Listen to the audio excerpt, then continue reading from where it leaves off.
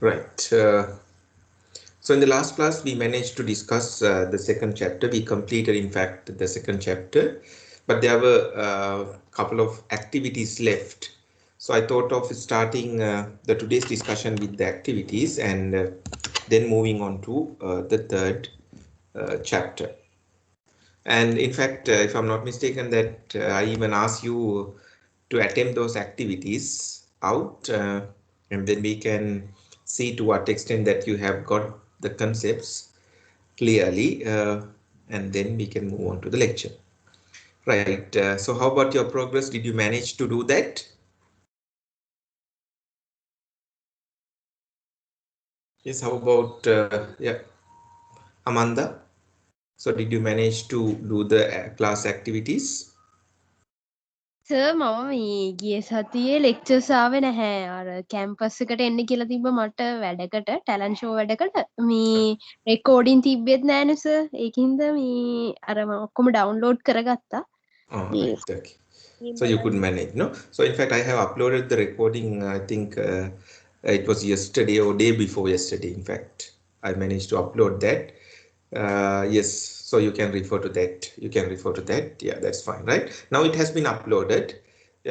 You can see under each week I'm uploading a YouTube video. So therefore you can easily download them, or even you can stream in the YouTube. So therefore the less data would be consumed, right? Rather than using a link that we may use the Google link. So I'm uploading them as YouTube videos.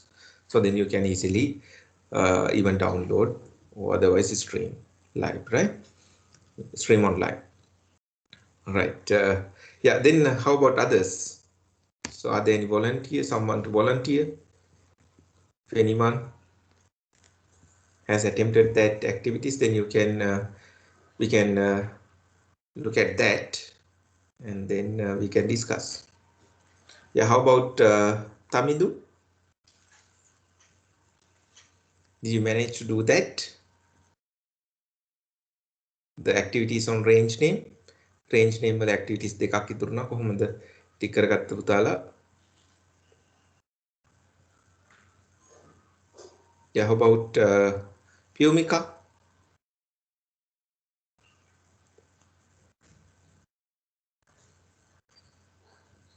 No, it's not. Right, then it seems that so it is quite useless to upload these class activities, right? That my class activities වලින් value එකක් add වෙන්නේ නැහැනේ. Right, no one to volunteer, right?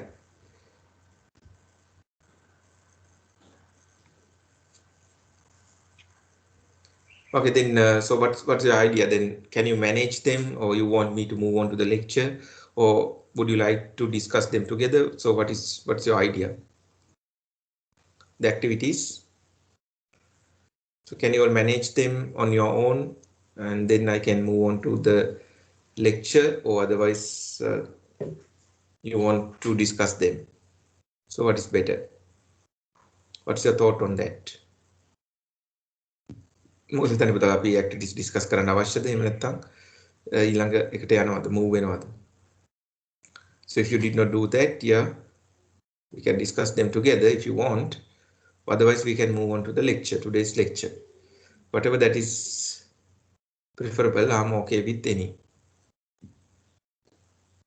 Yeah. Sir අපි ඒක පොඩ්ඩක් කතා කරමු නේද? Right. Okay. So then let's have a look at the activities out there. Then I expect that when you come to the next class, so you may be doing that. Or otherwise, you might find it difficult when it comes to the class assignments, right? So I told you, explain you in the very first class.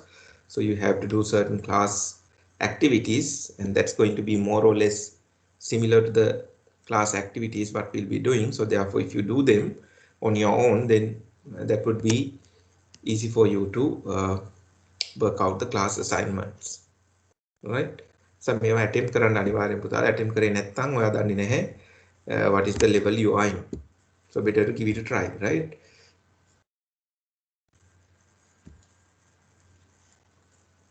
Right, let me start with the the first activity we discussed in the class. So now the second one, we'll see. The file stock return contains monthly stock return prices for General Motors and Microsoft. So you are given a particular database where it contains the monthly stock prices, stock returns, right? Compute the average monthly return for each year and average monthly return for all the years, considering on each stock. Then what is expected from you? Compute the average monthly return for each year. For each year, you need to compute the monthly average. So you would have given the return, the monthly return would have been given. So then you are supposed to work out the average monthly return, as well as you are supposed to work out the average monthly return for all the years concerned on each stock. Then considering all the years, you are supposed to work out the average as well. Then there you need to work out two types of average නේ. එතකොට අපි database එකට ගිහිල්ලා බලමු. එතකොට මේක මම upload කරලා තියෙනවා. පුතාලි stock returns කියලා ෆයිල් එකක්. එතකොට week 2 or 3 යටතේ I think week 3 I have uploaded that. එතකොට ඒකේ පුතාලට වෙනවා මෙන්න මේ විදිහේ data set එකක් තියෙනවා. Date MSFT stands for the Microsoft, GM stands for the General Motors. So these are the two companies and these are the monthly returns of monthly stock returns. එතකොට මාසිකව stock return දීලා තියෙනවා. ජනවාරි 31කින් අවසන් වෙන මාසයට මේ විදිහට අවුරුදු 10ක් පුරාවට returns දීලා තියෙනවා. Right? It's a huge database in that sense. And similarly for the GM, ඒ විදිහටම monthly returns දීලා තියෙනවා. දැන් එතකොට අපෙන් අවශ්‍ය වෙන්නේ මොකක්ද? Annually අපිට work out කරන්න කියනවා what is the average monthly return. එතකොට ඔයා දන්න average එකක් කොහොමද ගන්නෙ? යම් කිසි අවුරුද්දකට අදාළ data set එක select කරලා ඒක average එක work out කරන්න කිව්වනම් ඒක තමයි average considering a particular year. Right? ඊට පස්සේ මුළු කාල පරිච්ඡේදයම consider කරලා ඔයාලට work out කරන්න කියන average එක. එතකොට මුළු කාල පරිච්ඡේදයම select කරලා average එකක් ගත්තා නම් හරි. එතකොට ඕක තමයි requirement එක. එතකොට මුලින්ම අපිට පුළුවන් මම මේ වගේ layout එකකුත් structure එකකුත් දීලා තියෙනවා. එතකොට අපි අවුරුදු ටික ගත්තොත් 2009 තියෙනවා 2010 තියෙනවා මේ විදිහට මම හිතන්නේ 2019 වෙනකම් periods තියෙනවා නේ. එතකොට මේ ටික තමයි කාල පරිච්ඡේදය. එතකොට මේ වගේ database එකක වැඩ කරනකොට අපිට අනිවාර්යයෙන්ම range name භාවිතා කරන එක පහසුවක්, range name භාවිතා කරන එක පහසුවක්. එතකොට අපිට දැන් year wise work out කරන්න කියනවා මෙතන average එකක්. එතකොට අපිට පුළුවන් මේ year wise data select කරලා දැන් අපි උදාහරණයක් විදිහට Microsoft company එක ගත්තොත් 2009 year එකට අදාළව අපිට මේ විදිහට data set එක select කරන්න වෙනවා. එතකොට select කරලා ඒකට අපිට නමක් දෙන්න පුළුවන්. එතකොට ඇත්තටම මම දැන්ට නම් දීලා තියෙනවා. මම නිසා ඒ නම් ටික ඉවත් කරන්න. අපිට පුළුවන් name manager එකට ගිහිල්ලා දීලා තියෙන නම් ටික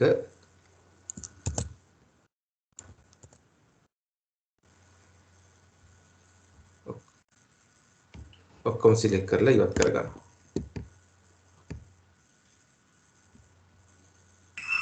You can press Control.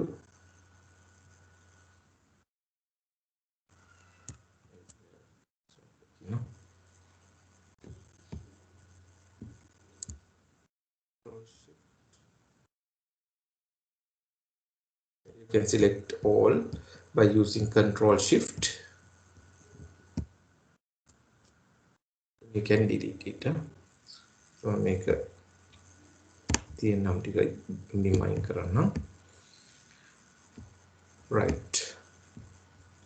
ඒකට අපි මුලින්ම work out කරමු සමස්ත කාල පරිච්ඡේදයෙන් සැලකිල්ලට අරගෙන work out කරන average එක. එතකොට අපිට පුළුවන් period එක 2009 to 2019 consider කරලා what is the average stock return for this period. එතකොට මේ අවුරුදු 10ක period එකේ average stock return එක කීයද කියලා හෙව්වොත් අපි කොහොමද ගන්නේ? එතකොට අපිට පුළුවන් මේ වගේ large scale database එකක නම් මුළු data set එකම select කරලා මේකට නමක් දෙන්න.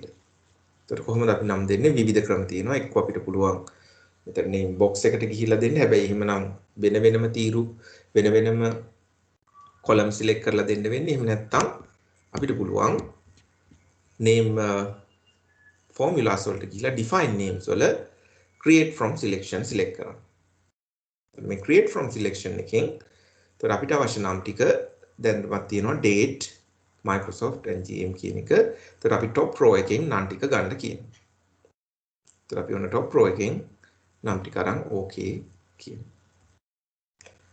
දැන් එතකොට අපි මේවට නම් දීලා තියෙනවා. අපිට අවශ්‍ය නම් ඒ නම් මොනවද කියලා බලන්න පුළුවන්. date GM MSTF මේ ටික තමයි අපි නම් විදියට දීලා තියෙන්නේ. එතකොට දැන් අපිට මුළු period එකම අවුරුදු 10ම සැලකිල්ලට අරගෙන average එකක් work out කරන්න ඕන නම් අපිට පුළුවන් average කියන function එක අරගෙන Microsoft වලට නම් ගන්න කරන්නේ අපි නමක් දුන්නා. ඒ range එක අපිට දැන් ආපහු select කරන්න අවශ්‍ය නැහැ. අපිට පුළුවන් ඒක MSTF කියලා select කරන්න. type කරන්න. අපිට appear වෙනවා range name එක. එතකොට ඔන්න ඒ range එක select කරා enter කරනවා. එහෙනම් මෙතන තියෙන ඔන්න අවුරුදු 10ක් සඳහා period එක සැලකිල්ලට අරගෙන work out කරපු average return එක. එතකොට GM එකටත් ඒ විදිහටම අපිට කරන්න පුළුවන් average එක අපිට ගන්න පුළුවන් average. එතකොට ඒකත් GM කියලා ගත්තා නම් අපි හරි. right. එතකොට ඔන්න අපි period එකත් work out කරනවා. එතකොට අවුරුදු 10කට අදාළව return එක work out කරන්න මේ විදිහට මෙතන අහනවා compute the average monthly return for each year. එක අවුරුද්ද සඳහා average return එක work out කරන්න කියනවා. ඒ වගේම average monthly return for all the years. එහෙනම් all the years consider කරලා තමයි මේ work out කරන්නේ. ඒතර අතර මේකේ benefit එක ඉන්නේ අපෙන් තව දේවල් අහලා තිබුණා නම් මොකද එතනදී අපිට පේනවා නැවත අපිට මේ data set එක select කරන්න අවශ්‍යතාවයක් නැහැ. මොකද අපි range name එකක් දීලා තියෙන නිසා අපිට බොහොම පහසුවෙන් work out කරන්න පුළුවන් ඒ අවශ්‍යතාවය. right. the range name එක benefit එක ඉන්නේ data set එකක් නැවත අපිට select කරන්න සිද්ධ වෙන අවස්ථාවක range name එකක් භාවිතා කරොත් අපිට පුළුවන් බොහොම පහසුවෙන් ඒ අදාළ formula එක run කරගන්න. දැන් අපි හිතමු අපිට maximum value එක අපේ request කරලා තිබ්බා කියලා. Microsoft වලට අදාළ maximum monthly return එක අපිට පුළුවන් max function එක අරගෙන MSTF කියලා type කරනවා. තමයි range name එක. එතකොට අපිට පේනවා නැවතත් මේ range name select කරන්න අවශ්‍ය නැහැ. බොහොම පහසුවෙන් මේවා ගන්න පුළුවන්. එතකොට මේකම අපිට පුළුවන් work out කරන්න GM වලටත්. ඒක තමයි. එතකොට මේ maximum value එක. මේව අවශ්‍ය නැහැ, ඉල්ලන්නේ නැහැ. නමුත් අපිට පෙන්වන්න අවශ්‍ය උනේ what is the benefit out of this. මේකේ තියෙන benefit එක. එතකොට ඒ වගේම අපි හිතුවත් minimum value එකක් work out කරන්න කියලා. එතකොට අපිට පුළුවන් minimum min function එක ගන්න. ඒකලත් MSTF කියලා අපි type කරා නම් ඔන්න අවුරුදු 10ම අදාළ minimum return එක මේක. So similarly, if you take the GM, you have to work out the min function. GM. This is it. Right? That is the advantage of range name we discussed in the last class. And again, you can do the same for the year-wise average 2009 to 2019. In that, again, you need to select the relevant range and you need to give the range name. මෙතනදිත් අපිට සිද්ධ වෙනවා ඒ අදාළ range එක select කරලා range name එකක් දෙන්න. ඒකට අපිට පුළුවන් මෙතන name box එක භාවිතා කරලා නමක් දෙන්න. අපිට පුළුවන් MSTF to be a meaningful one underscore 2009. ඒතර අර මේ විදිහට meaningful නම් ටිකක් දෙන්න පුළුවන්. 2010 data ටික select කරා ඒ විදිහටම නමක් දුන්නා. it's MSTF 2010. It's 2011. ඒකත් ඔයාලට පුළුවන් ඒ කාල පරිච්ඡේදය select කරලා, right, it's MSTF 2011. तर මේ විදිහට ඔයාට සියලුම කාල පරිච්ඡේදයන්ට නම් දීගෙන යන්න පුළුවන්. It's MSTF 2012. Then you have 2013 STF.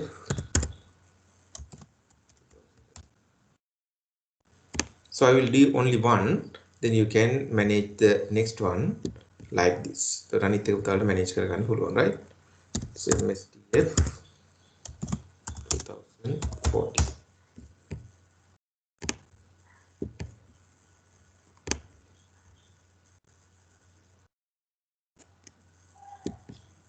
Then for 2015 MSTF 2015.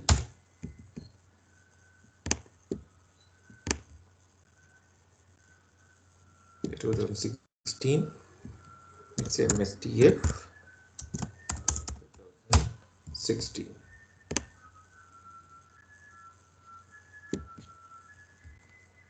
MSTF 2017.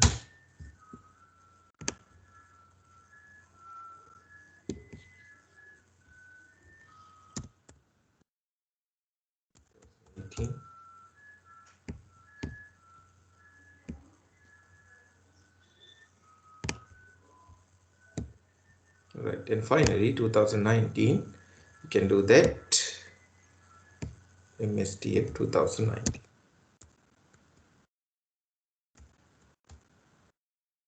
So if you have to weave the names that is given, you can go to the name manager in the formulas and you can see what are the names that you are using, right? Now you can easily work out the average. Now all what you have to do for 2019, if you want to work out average value, go to the average function and take MSTF 2009. Then enter. And since everything is quite same, more or less the same names, you can simply drag that and you can simply change the year. So අපිට පේනවා මේ range name ගොඩක් සමානයි. එතකොට අපිට වෙනස් කරන්න ඕනේ මේ වගේ පොඩි value එකක් විතරයි. ඒකට අපි එකක් කරලා ඒ ටික drag කරලා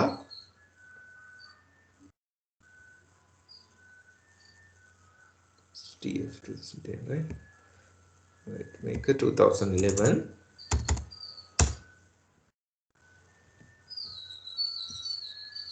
Where's that?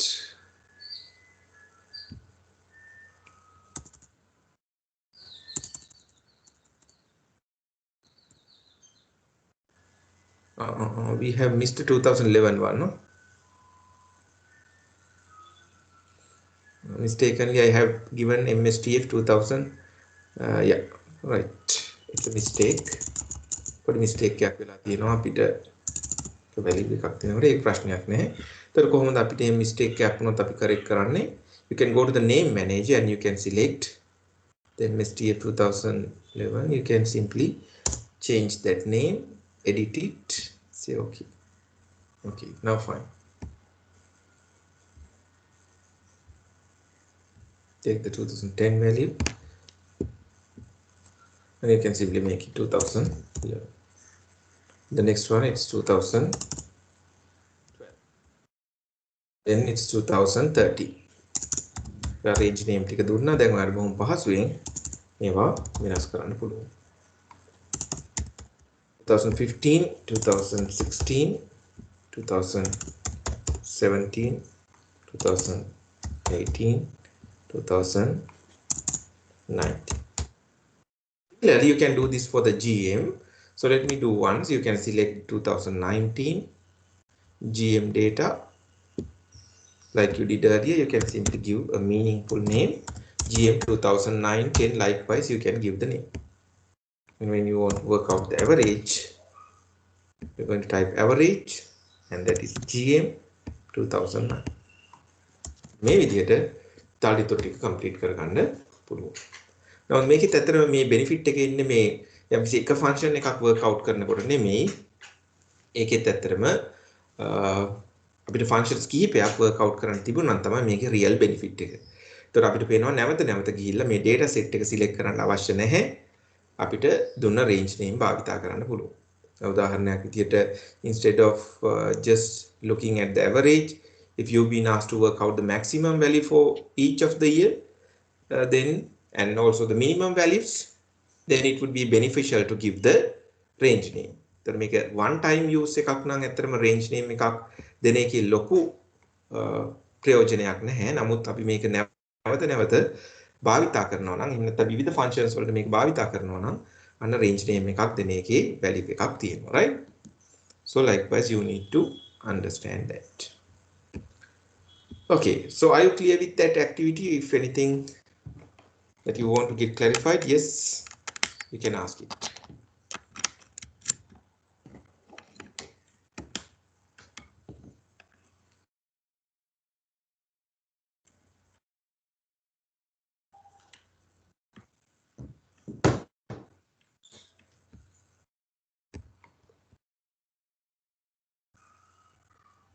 Right, are you done with that?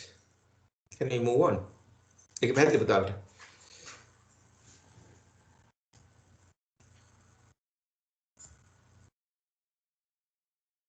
Okay, hope that it is clear, right? Okay, then let me move on to the activity 3. The following table shows the detailed mark sheet of 7 students of a class. So you are given 7 students and their corresponding marks for the subjects. Calculate the total and average marks for each student using range name. You've been asked to calculate the total mark of each student. Yeah, let us copy this activity. So sheet එක කරගෙන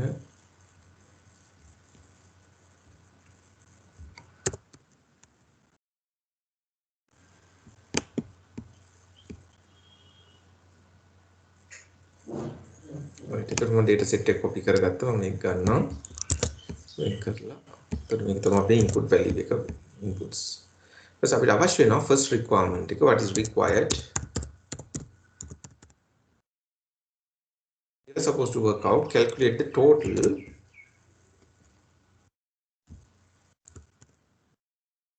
average mark for each student. You need to take the total marks, right? අවශ්‍ය වෙනවා total mark එකක් ගන්න and also average mark.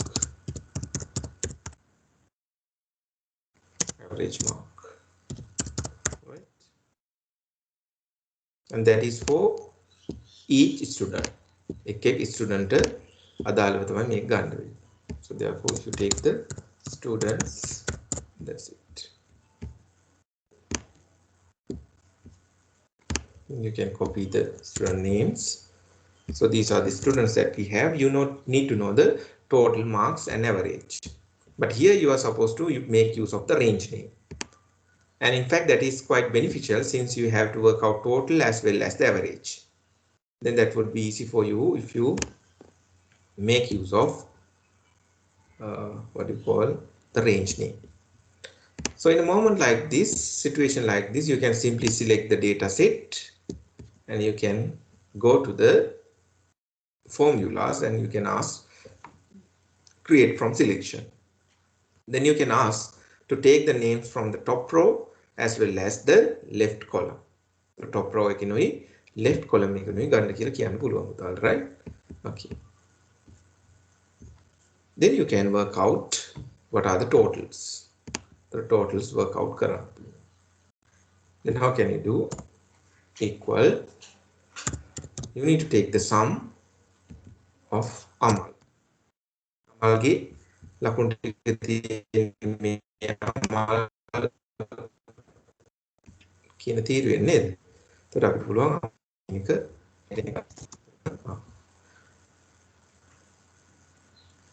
එතන මේකෙත් ඇත්තට පුළුවන් මේක ඕනනම් පහළ ඩ්‍රැග් කරගෙන යන්න එකම ෆෝමියුලා එක තියෙන නිසා ඒ අනුව නම් ටික විතරක් වෙනස් කරන්න. ඊට ඊළඟට Kamal. Then you have Sunil.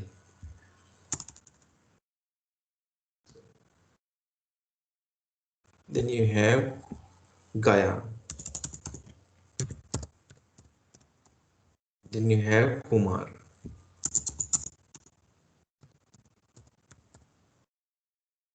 Then you have Kavind.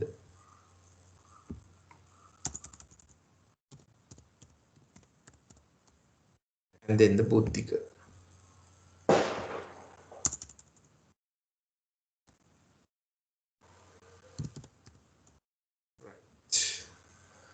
Then you can work out also the average mark.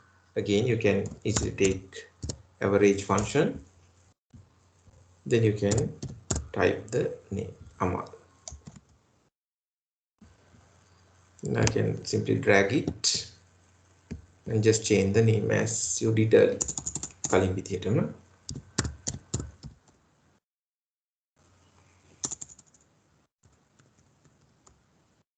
Sunil, and it's Gayan. It's Kumar.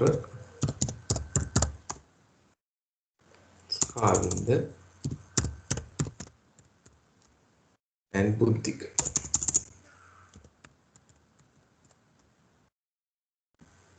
Okay, so these are the average marks as it is requested.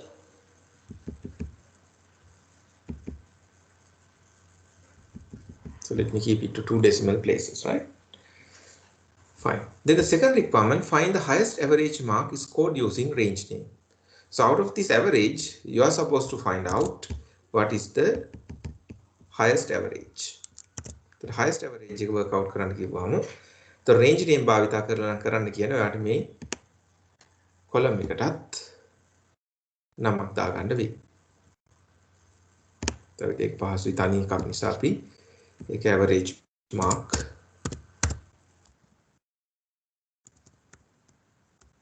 දාගන්න මේ විදිහට, right? Then if you are supposed to work out the highest average, you can take the average, sorry, max, no? You take the maximum value. Maximum, it's in average mark. So then it is 86.67. That is the highest. Then you are supposed to find out the lowest average mark is scored using range name. Lowest average. So that is about mean function of the average mark. Right. And finally, calculate the average mark for each subject using range name. There's one last requirement. So you're supposed to calculate the average mark for each subject. So in fact, you have given the range name for that. So what are the subjects that you got? Mathematics, science, and English. You can copy that information. You can take that. I can go to the paste special and I can transpose it. Then the columns turn out to be rows, right? මේකත් උතර ඉස්සරහට ඉගෙන ගන්න දෙයක්.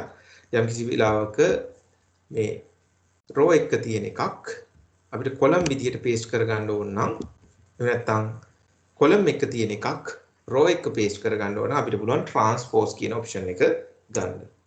එතකොට එතනදී අපි කොහොමද කරන්නේ? You can go to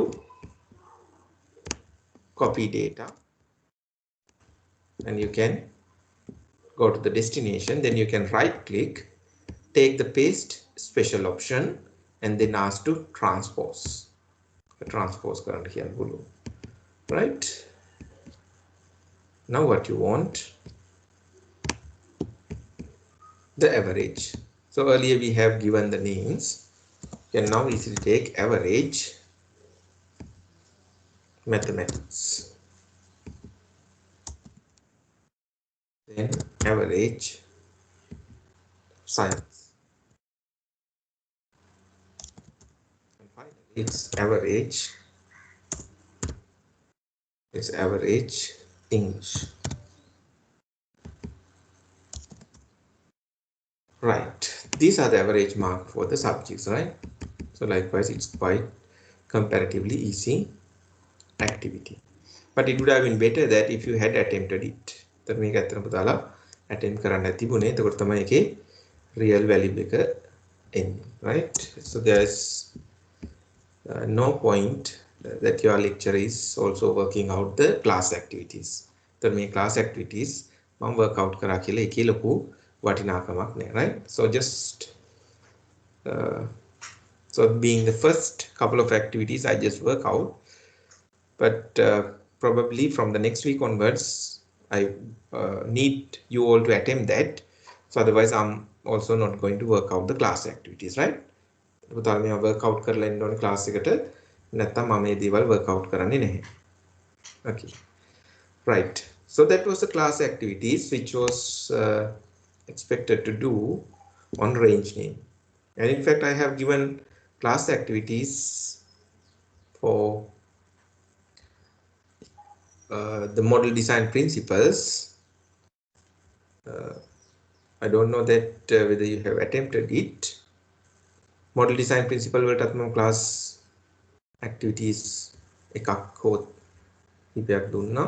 Have you managed to attempt that class activities on the model design principles? කොහොමද තලෙක work out කරාද?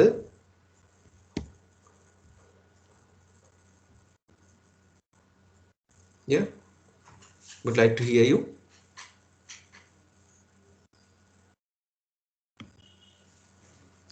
Class activities on model design principles.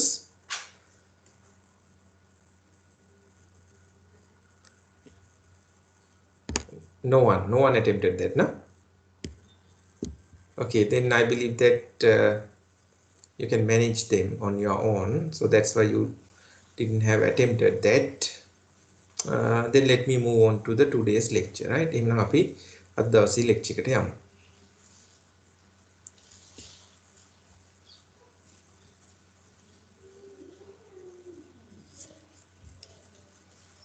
So I have uploaded the materials relevant for the today's discussion.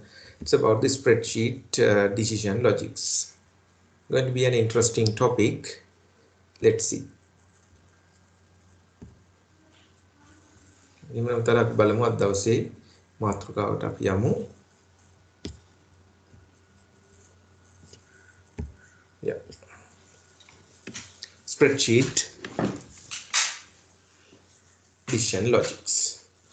So in fact, so when it comes to this spreadsheet decision logics, we'll be basically discussing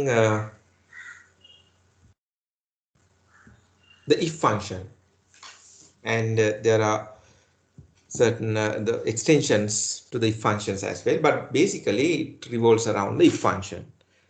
Then so would like to ask you that, have you learned this if function earlier? And probably you would have. පුතාලා මේ if function එක මම හිතනවා ඊට කලින් ඉගෙනගෙන ඇති අනිවාර්යයෙන්ම. එතකොට අපි අද basically කතා කරන්නේ if function එකේ extension එකක්. if function එක හා බැඳිච්චි functions ගණනාවක් තමයි අපි කතා කරන්න බලාපොරොත්තු වෙන්නේ. නමුත් it starts with the basic if function. මුලින්ම basic if function එකෙන් පටන් ගන්න තමයි ඉස්සරහට යන්නේ. Right. So having said that, let us see. So what we are going to discuss in this chapter. So in the today's discussion, basically we'll be focusing on a couple of if functions. So we'll be starting with the basic if function, as I told you. The first we'll be focusing on the basic if function. මුලින්ම පුතාලා අපි basic if function එක සාකච්ඡා කරනවා. Then we'll be looking at the several Boolean operators.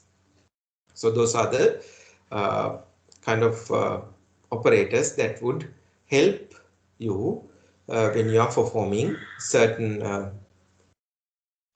functions, certain things using this if function. So there you'll be learning the equal sign and greater than or equal sign, the greater than sign, less than sign, not equal sign. Likewise, you'll be looking at several Boolean operators. And then we'll be looking at the extension of if function using the O function and AND function. And we call it the compound condition. And also we are going to looking at the not function, if not function as well, especially in the activities. And thereafter we'll be looking at the nesting if function. We'll be looking at one by one. Then into the sum if function, it is simply a combination of the two function. Basically the if function would help you to test a particular condition, whether it satisfies or not. The sum function, you already know that it helps us to work out a total. Then when it comes to the sum if function, it basically helps you to work out the total if a particular condition satisfies. මේ sum කියන function එක මුලින් කතා කරලා තියෙනවා. එතකොට ඒකෙන් වෙන්නේ එකතුවක් ගන්න එක. එතකොට if function එකෙන් මොකක්ද වෙන්නේ? basically යම්කිසි condition එකක් test කරන එක. එතකොට sum if කියන එක ගත්තොත් sum if function එක ගත්තොත් ඒකෙන් සිද්ධ වෙන්නේ එහෙනම් යම්කිසි condition එකක් satisfy වෙන වෙලාවක total එකක් work out කිරීම. ඒ වගේම තමයි count if function. So you know the count function we use to count the number of items, right? Then if you take the if, that is basically to test a particular condition. Then when it comes to the count if function, it works out the number of units that is there in a given data range if a particular condition satisfies. So යම්කිසි condition එකක් satisfy කරන යම්කිසි data range එක යම්කිසි data set එක තියෙන items කීයක්, ඒ වගේ items කීයක් තියෙනවද කියන එක තමයි work out කරන්නේ. Then the average if, again if a particular condition satisfies, it works out the average. යම්කිසි කොන්දේසියක් satisfy වෙන average value එකක් work out කරනවා. Then the sum ifs. So in the if function, basically we can test only one condition. If you take ifs, what it does, it can go for more than one condition, maybe 2, 3, or you can go up to 255 conditions. අර පුළුවන් condition 255 දක්වා යන්න. ඒ වගේ condition ගණනාවක් satisfy කරන අවස්ථාවක sum එකක් work out කරන එක තමයි මේ sum ifs වලින් කරන්නේ. And similarly, when it comes to the average ifs, again, when several conditions are satisfied, if you want to work out the average, and that is the average if, right? I'm just mentioning that we are going to extensively discuss them later. මේවා අපි දීර්ඝ වශයෙන් සාකච්ඡා කරනවා ඉස්සරහට, right? එතන මෙතනදී පොඩ්ඩක් නිකන් සඳහනක් කරන්නයි මට අවශ්‍ය වුනේ. Okay. So let us start with the basic if function. We'll see what we can do with the basic if function. This can be used to incorporate conditional logic into spreadsheet formula. So if you want to test a particular condition, right, particular logic, then you can do that using the if function. So basically, or simply speaking, the if function would help us to test a particular condition. So the basic if function එකකින් මොකක්ද දාලා අපිට කරන්නේ ප්‍රධාන වශයෙන්ම යම්කිසි condition එකක් test කරන්න පුළුවන් වෙන එක. So if I want to give you an example, let's say that there is a particular interview. So you are going to face a particular interview. And when it comes to this interview and the selection of the candidates, let's say that it is based on the criteria that out of the candidates who would obtain more than 50 marks out of 100, they are getting selected for this particular job. So අපි හිතුවොත් යම්කිසි interview එකක් තියෙනවා යම්කිසි රැකියාවක් සඳහා. එතකොට එතනදී අපිට ක්‍රයිටීරියා එකක් හිතා ගන්න පුළුවන්. ලකුණු 50ට වඩා වැඩියෙන් ගන්න කැන්ඩිඩේට්ස්ලා අපි eligible කියලා ගන්නවා. අපි shortlist කරගන්නවා. right? එතකොට අපි එතන යම්කිසි condition එකක් ටෙස්ට් කරනවා නේ. එතකොට යම්කිසි candidate කෙනෙක් ලබා ගන්න ලකුණ අර කියන threshold mark එකට වඩා වැඩිද? එතකොට threshold mark එක තමයි 50. එතකොට අපේ logic එක තමයි අපි දැන් ටෙස්ට් කරන්නේ ලගන්න ලකුණ the mark that is obtained by a particular candidate whether it is greater than 50. 50ට වඩා වැඩිද? It will test the condition and then return one of the two values. එතකොට මේ condition එක test කරනවා කරලා values දෙකක් එතන අපි කියනවා outcomes දෙකක් ලබා දෙන්න පුළුවන්. What if that particular condition satisfies? What if the condition is not satisfied? එතකොට උතන තියෙන්න පුළුවන් outcome දෙකයිනේ. එතකොට යම් කිසි candidate කෙනෙක් ගන්න mark එක 50ට වඩා එක්ක වැඩි වෙනවා. එහෙම නැත්නම් 50ට වඩා අඩු වෙනවා. එතකොට 50ට වඩා වැඩි වෙනවා කියන්නේ අපි test කරපු condition එක satisfy වුණා. එතකොට condition satisfy වෙනවා අපි කියනවා එක condition එක true කියලා. If the condition is true, then we'll be saying that yes, that particular candidate is selected. The condition එක අපි තමු ලබා ගන්න ලකුණු 50ට වඩා අඩු නම් එතකොට අපි කියනවා condition එක satisfy වෙන්නේ නැහැ. එතකොට condition එක satisfy වෙන්නේ නැත්නම් that particular candidate is not selected. එතකොට මේක තමයි ඒ අපි කතා කරපු scenario එකට අදාළව තියෙන condition එක සහ two outcomes. So therefore basically when it comes to this if function, it will help to test a particular condition and provide you with two outcomes. What if the test satisfies? What if the test fails? This may consist of any type of data including numbers, text, formulas or other logical expression. So when it comes to these outcomes, you can use anything. You can include numbers, text, formulas or other logical expression, whatever. The syntax of if function consists of three arguments. So if you take this if function, you would see that basically it consists of three things. So නිකන් අරගෙන බලමු පුතාලා if function එකක්. එතකොට අපි පොඩි data ටිකකුත් දාගමු. අපි හිතමු යම්කිසි job එකකට candidates ලා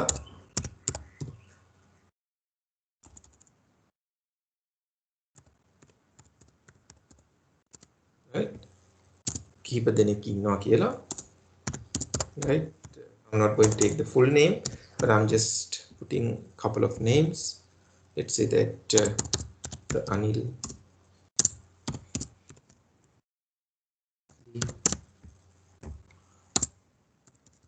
the one here,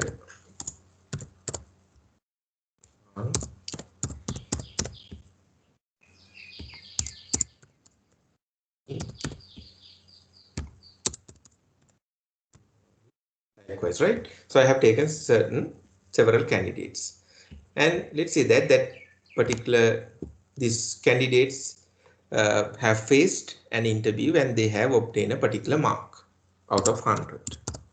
පිටුම යාලා යම්කිසි ලකුණකුත් ලබා ගත්තා. Say that this Anil has obtained 60 marks, 85 marks, 45, 39, 56, 49 and likewise. So මේ විදිහට ලබාගත් මාක්ස් උත් අපි අරගත්තා.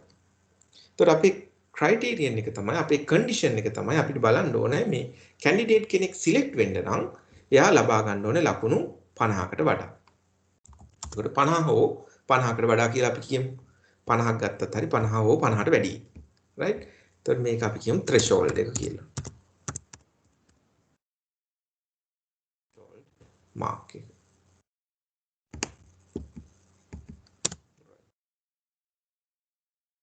If that particular candidate obtain 50 or more, that particular candidate is selected, right? Otherwise, it's not selected. හරි. එතකොට අපි කොහොමද මේක if function එක භාවිතා කරලා ටෙස්ට් කරන්නේ? එතකොට මුලින්ම අපි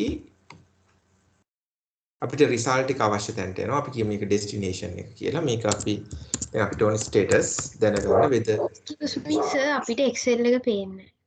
right, okay, thank you Pita. I thought that I have shared the screen. Okay, hope now it's fine, right? Okay, that මේක තමයි පුතාල මම data ටිකක් feed කරගත්ත basically, right? The several candidates would be participating and interview, and the corresponding marks is given. So the candidate name and the marks are given. Now we need to know whether this particular candidate is selected or rejected. So I would say status in terms of accept or reject. අපිට දැනගන්න ඕනේ මේ candidate ලා accept the reject the කියලා. එතකොට මේ වගේ data 1 2 3 4 5 6 7 එතකොට මේ වගේ පොඩි data ප්‍රමාණයක් තියෙන තැනකට නම් අපිට බොහොම පහසුවෙන් මේක බලලා accept the reject කියලා කරන්න පුළුවන්. නමුත් අපි හිතුවොත් යම්කිසි ඉන්ටර්විව් එකකට candidates 1000ක් 1500ක් වගේ participate වෙන වෙලාවක එතකොට අපිට මේක එක එක candidate ට ගිහිල්ලා මේක test කරලා කරන්න පුළුවන්ද? එතකොට ඒක ප්‍රායෝගික නැහැ. And even it violates the model principles because you have to be efficient, right? Then how you are going to be efficient? එතකොට කොහොමද efficient වෙන්නේ? So you can use the if function, so which will allow to test a particular logic or to test a particular condition. So then how you can take this if function? There are several ways, but the convenient way is that you can put the equal sign and then you can type the if. So to make ගන්න විවිධ ක්‍රම ගණනාවක් තියෙනවා. ඔයාට පුළුවන් පහසුවෙන් මේක කරන්න equal sign එක දාලා if කියන එක type කරොත් ඔයාට ඒක ගන්න පුළුවන්. Right? So you can type equal if, then you can see from the drop down menu the functions appear, then you can double click on that. If you are double click කරන්න පුළුවන්. Right? Then it is better to expand that. එතකොට මේක අපි expand කරගත්තොත් දාලා අපිට පහසුයි. So if you want to expand that formula, you can go to this fx, the insert function option. So if you go to this insert function option, you can click on that, and then the dialog box is open up. So this is the function, the formula for the if function. So the if function එකට අදාළ dialog box එක ආවා. දැන් අපිට පුළුවන් අපේ logical test එක දෙන්න. එතකොට මොකක්ද අපි test කරන්න යන logic එක? අපිට බලන්න ඕනේ යම්කිසි student කෙනෙක් යම්කිසි candidate කෙනෙක් ගත්ත mark එක මේ threshold mark එකට වඩා වැඩි හෝ සමානද කියන එක. එතකොට එහෙම වුණොත් ඒක satisfy කරොත් ඒක තමයි අපි කියන්නේ value if true, what is the situation, value if false, what is the situation, right? එතකොට අපි බලමු logical test is you take this particular mark, keep it relative because you want to drag it, so that is a relative cell reference, whether this B4 is greater than or equal to this threshold mark. The threshold mark එකට වඩා වැඩි හෝ සමානද කියලා තමයි ඔයා බලන්නේ. And also while you are dragging, you need not to change the threshold mark, so therefore you can make it constant. Press F4. Now this is your logical test. तर මේක තමයි පුතා ඔයාගේ logical test එක. යම්කිසි cell එකක් ඔයා බලනවා ඒක වැඩි හෝ සමානද 50ට වඩා. එහෙමනම් ඔයා මොකක්ද කරන්නේ? If that particular condition gets satisfies, what you are going to do, you want to appear the status as accept. But accept කියලා appear වෙන්න ඕන. ඒතකොට සාමාන්‍යයෙන් අපි word එක වැඩ කරනකොට එහෙම නැත්නම් letters එක deal කරනකොට මේ if function එක සමහර වෙලාවට අඳුනගන්නේ නැහැ. එතකොට ඒ වගේ වෙලාවක letters involve වෙනවා නම් යම්කිසි අවස්ථාවක උදාහරණ පුළුවන් double quotes open කරලා ඒක type කරන්න accept කියලා. type කරලා එක close කරන්න. එතකොට ඒ value එක accept කරනවා නම් ඔයාට ඊට ඉහළින් ඒක ඉදිරියෙන් ඔයාට මේ accept කියන එක පේනවා. දැන් බැරි වෙලා හරි අපි ඒක double quotes නැතුව නිකන් type කරොත් right ඇත්තටම අපි ඊළඟ එකට ගියොත් මෙයා the software itself spreadsheet package itself double quotes දාගන්නවා. දැන් බලන්න මම මෙතන double quotes type කරේ නැහැ. කරන්නේ නැතුව මම false කියන එකට යන්න. අන්න. So itself that puts right it takes the double quotes open කරලා double quotes close කරනවා. එයා අපි ඒක දුන්නේ නැතත්. නමුත් as a best practice sorry when you are dealing with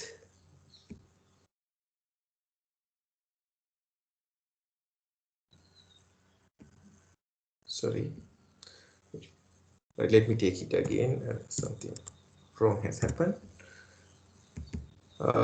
As a best practice, it is better to open the double quotes if you are dealing with the letters. But that is not for the numbers, but for the letters. So let me again give the logical test. Take this mark and say it is greater than or equal to 50 and make it constant. Value if true, you want to say that is accept. Value if false, it is reject. Or is it? Yeah, reject. මේ විදිහට තමයි අපිට appear වෙන්න අවශ්‍ය. ඒතර මෙච්චරයි අපි කරන්න ඕනේ. ඒතකොට logical test එක හොඳට පැහැදිලිවම දෙන්න ඕනේ.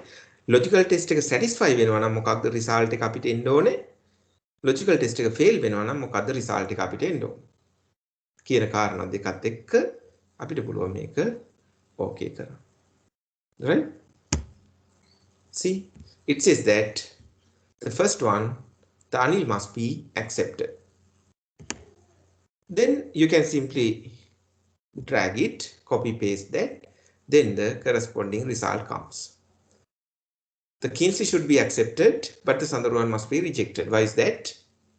Because his mark is less than 50.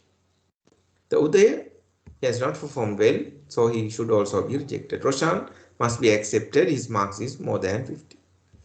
The Tirini must be rejected because her mark is less than 50. However, the Amali must be accepted as she has managed to get 50 marks. So in fact, that is the lower threshold. Our requirement was the greater than or equal. So අපිට greater than or equal 50 කියන එක තමයි test කරන්න අවශ්‍ය වුනේ. එතකොට value if true නම් අපි කිව්ව accept නැත්නම් ඒක reject කරන්න කියනවා. එතකොට මේක තමයි පුතාලා basically basic if function වලින් අපිට කරන්න පුළුවන්. එතකොට මතක තියාගන්න there's one condition can be tested. එක condition එකයි අපිට test කරන්න පුළුවන්. ඒ වගේම what if it is true, what if it is false? Two outcomes. One condition, one test, one logic, two outcomes. What if the test satisfied? What if the test failed? Test එක satisfy වුණොත් කොහොමද? Test එක fail වුණොත් කොහොමද? ඔය කියන කාරණාව තමයි අපිට test කරන්න පුළුවන්. Right? Okay. Does that make sense? Anything that you would like to add or anything that you would like to get clarified? බලමු තල එක පැහැදිලිද කියලා? නැත්නම් මොනවා හරි add කරන්න යමක් තියෙනවා නම් yes you can do that, and also if you want to get anything clarified, yes you can also do the same. යමක් පැහැදිලි කරගන්නත් පුළුවන්, යමක් add කරන්නත් පුළුවන්.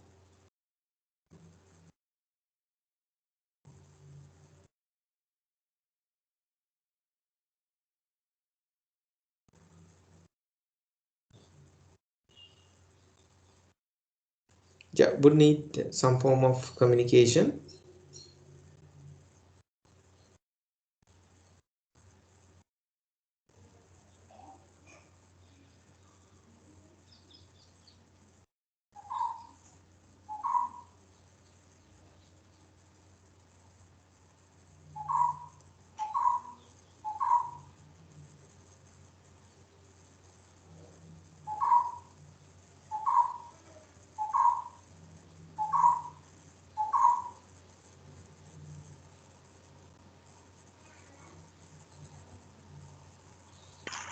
සර් මේ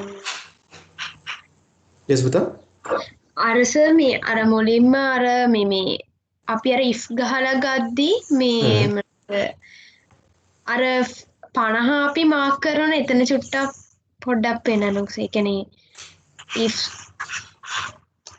මෙතන පුතා කියන අපි if function එක මෙතන type කරලා right then we have take this test නේ तो टेस्ट එක විදිහට අපි ගන්නෙ යම් කිසි මාක් එකක් වැඩි හෝ සමානද කියන එක right හරි you take this particular cell greater than or equal to 50 Puta, can you please switch off your mic for a while yeah එතකොට මෙතන පුතා බලන්න අපි basically මාක් එක ඒක තමයි යම් කිසි කැන්ඩිඩේට් කෙනෙක් ඔබ්ටේන් කරන මාක් එක වැඩි හෝ සමානද 50ට වඩා කියන එක තමයි ටෙස්ට් කරන්න අපිනේ. එතකොට මේ threshold මාක් එක යම් කිසි තැනක අපි ටයිප් කරගෙන තිබුණා. එතකොට ඒකේ තියෙන වාසිය තමයි අපිට මේ ඉන්පුට් වෙනස් කරන්න පුළුවන්. එහෙම නැත්නම් ඔයා මෙතන වැඩි හෝ සමාන 50 කියලා මෙතන ටයිප් කරත් වැරද්දක් නෑ ඒකේ. නමුත් සාමාන්‍යයෙන් අපි hard code කරන්නේ නැහැනේ. As we learn so we may use the references නේ. අපි references තමයි භාවිතා කරන්නේ. එතකොට මේ D2 කියන එක ඒක තමයි සෙල් A සෙල් එකේ තමයි මේ threshold mark එක තියෙන්නේ. ඒක අපි drag කරනකොට වෙනස් වෙන්න අවශ්‍ය නැහැ. ඒතර අපිට ඒක constant කරන්න පුළුවන් නැත්නම් absolute cell එකක් කරන්න පුළුවන්. So you can press F4. ඔයාලට පුළුවන් ඒක F4 එක press කරන්න. Then what is the value if true? Value if true නම් මොකක්ද ඔයා කරන්න ඕනේ? ඔයාලට accept කියලා ගන්න අවශ්‍ය නම් ඔයාලට පුළුවන් accept කියලා ගන්න. Value if false නම් ඔයාලට reject කියලා ගන්න පුළුවන්. එතන මේක තමයි true outcome. What if the test satisfies? What if the test fail? Right. එතන මොකක්ද උදාට එතන පැහැදිලි වුනේ නැත්නම් yes now you can. Sir මගේ අර F4 වැඩ කරන්නේ මේ අර කීබෝඩ් එකකින් ගැහුවට ඒකයි ප්‍රශ්නේ.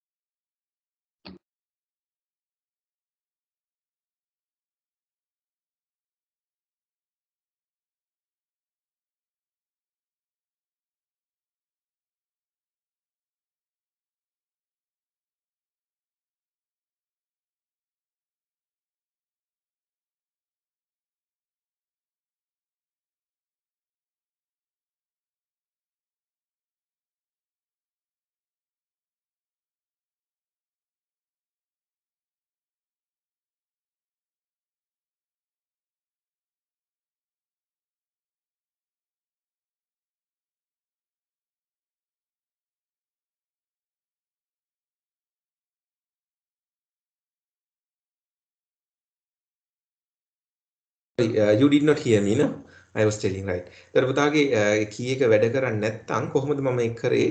ඔයාලට පුළුවන් මුලින්ම මේ D2 කියන එක refer කරලා මේ D කියන එක ඉස්සරහට ගිහිල්ලා shift එකත් එක්ක ඩොලර් මාක් එක press කරන්න.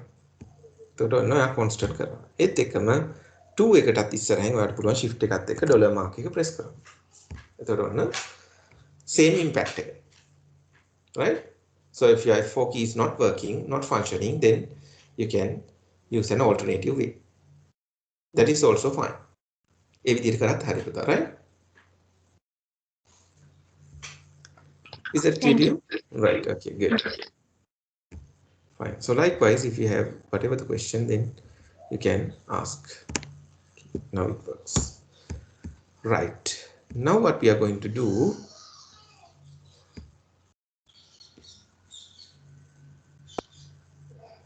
let's look at what's next. Okay. About the Boolean operators. Now we are going to looking at the Boolean operators. The following Boolean operators can be used to express conditional logic. So when you are going to use this condition, you have to make use of these Boolean operators. So in fact, in this case also, we have used a Boolean operator. What is that? We had to use the greater than or equal sign.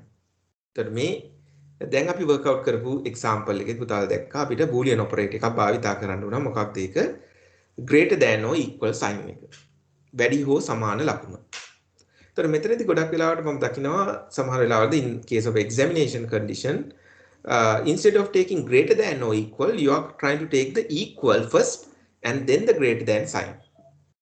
If you are going to do that, it's not going to work. So therefore, it is pretty much important you to adhere to these Boolean operators. If you want to take greater than or equal, then take it as greater than first, then the equal next. Similarly, if you want to take less than or equal, take the less than sign first, then the equal sign. Then if you want to have this greater than, yes, it is just the greater than, the less than. And if you want to take equal to, if a particular item equals to another, you can take the equal sign. If you want to take not equal to, then you can take it's not equal. It's about the less than sign and the greater than sign. Less than sign එකයි greater than sign එකයි ගත්තා නම් ඒකෙන් කියවෙන්නේ not equal කියන එක, right? So likewise, you may have to make use of these Boolean operators when you are going to apply this condition. When you are going to test the condition, these operators would be quite helpful.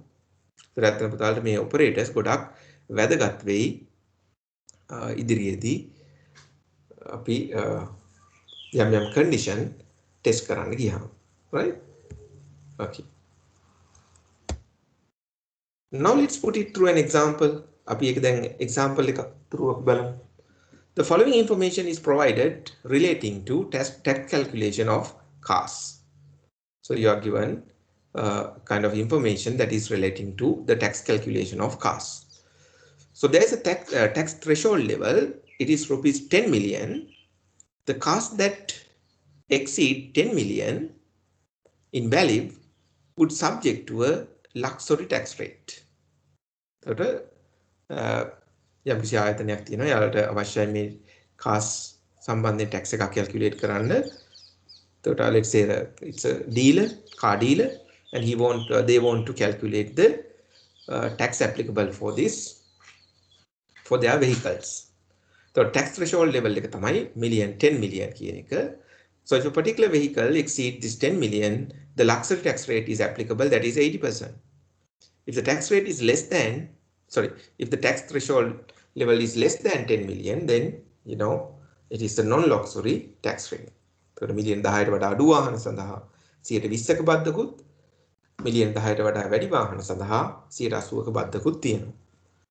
Now the requirement is that develop a simple model to calculate after tax cost for a given value of a car. So යම්සි car එක value එකක් දුන්නාම ඔයාලට අවශ්‍ය වෙනවා after tax cost එක ගණනය කරන්න. So that is the requirement. So you want to come up with the after tax cost for a particular vehicle.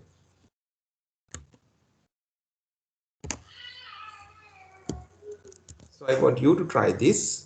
First, let me help you with the basic layout. The basic layout is උදාලා අපි එකටම දාගමු. එතකොට මේ question එක බැලුවොත් let me paste it here. එතකොට අපේ inputs විදියට තියෙනවා. එතකොට අපි develop කරන්නේ models. So our focus is always on the models. So therefore you can identify the inputs in this situation. So one of the important inputs, it's about the tax threshold level. So එක වැදගත් input එකක් වන්න තියෙනවා tax threshold level එක.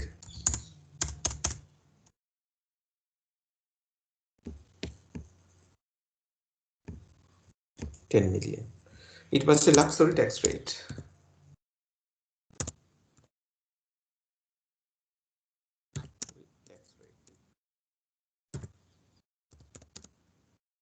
That is given as 80%. No? 80%. Then also you have the non-luxury tax rate, that is 20%.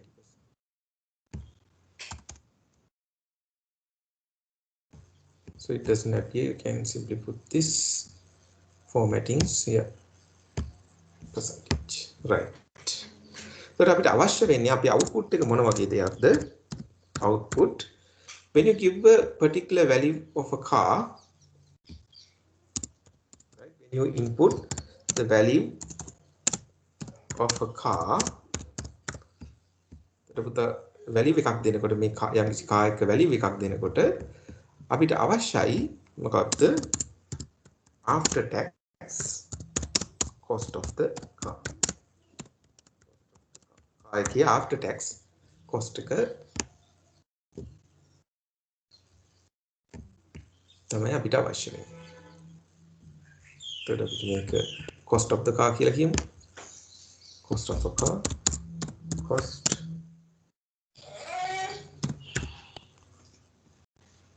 cost එක දෙනකොට අපිට අවශ්‍යයි after tax cost එක ගන්න. right? එතකොට මේක තමයි requirement එක. එතකොට යම් කිසි value එකක් මෙතන අපි හිතමු car එක value එක අපි 50 million කියලා type කරනවා.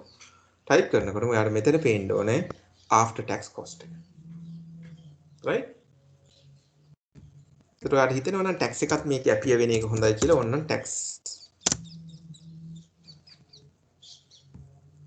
එකත් ඔයාලට අවශ්‍ය නම් පෙන්වන්න පුළුවන්. model එක develop කරනකොට අපිට හිතන්න පුළුවන් information මොනවද අවශ්‍ය වෙන්නේ කියලා. එතකොට එහෙම කරන්නත් පුළුවන්. right? මෙන්න මේ වගේ model එකක් basically develop කරන්න බලන්න පුතාලා. So when you enter the cost of the car, you need to see the applicable tax as well as the after tax cost. So using your knowledge on if functions, try that out. So let me allow you say 5 to 10 minutes. විනාඩි 5ක් 10ක් අරගෙන try out කරන්න බලන්න පුතාලා. Then we'll see that.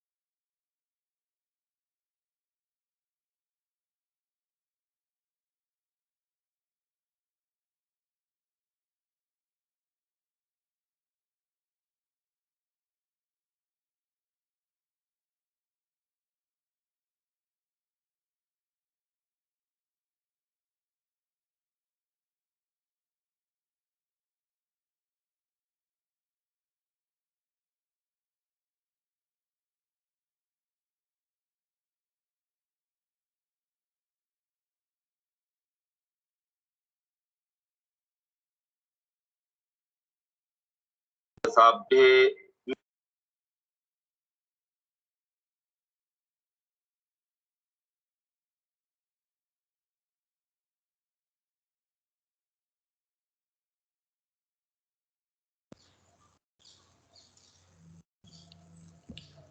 Right.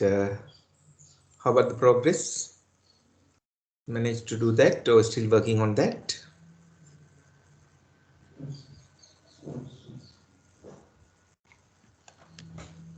Yes, කොහොමද පුතාලා කරගත්තද ඒක? තාම කරනවද? You want more time? Yeah. Can let me know.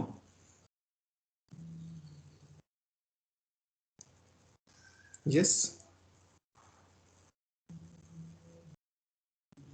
Looking for feedback.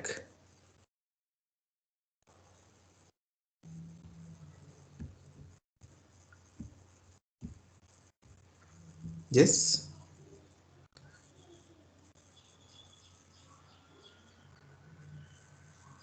So how about yeah, Pyomika?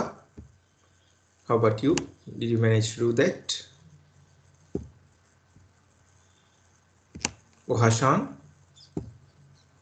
කොහොමද කරගත්තද ඒක?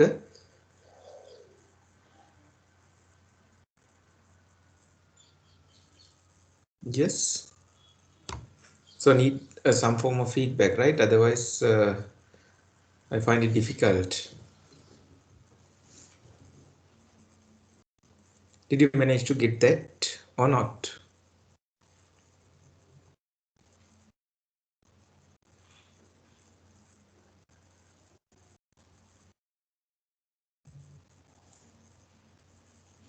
Yes, how about Tamidu?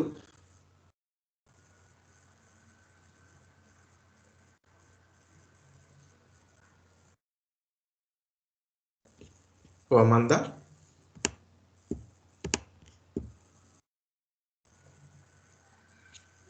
Sir මගේ එක්සෙල් වල එරර් එකක් මොකක් හරි තියෙනවා මේ අර නේම් කියලා වැටෙනවා පොඩ්ඩයි ඒක හින්දා මම තාම හැදුවේ.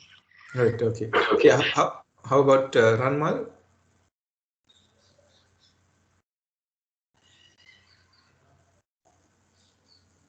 Yeah, how about others? Yes, this is something that you are supposed to work out. So it's quite strange that you are not making any form of communication. Then how do you ensure that whether you get these concepts or not? So if you have any question, if you are not understanding that, even you need to let me know, right? So otherwise, how am I supposed to know that whether you get these concepts or not? And even there's no point of moving forward. So without understanding the concepts clearly. Okay.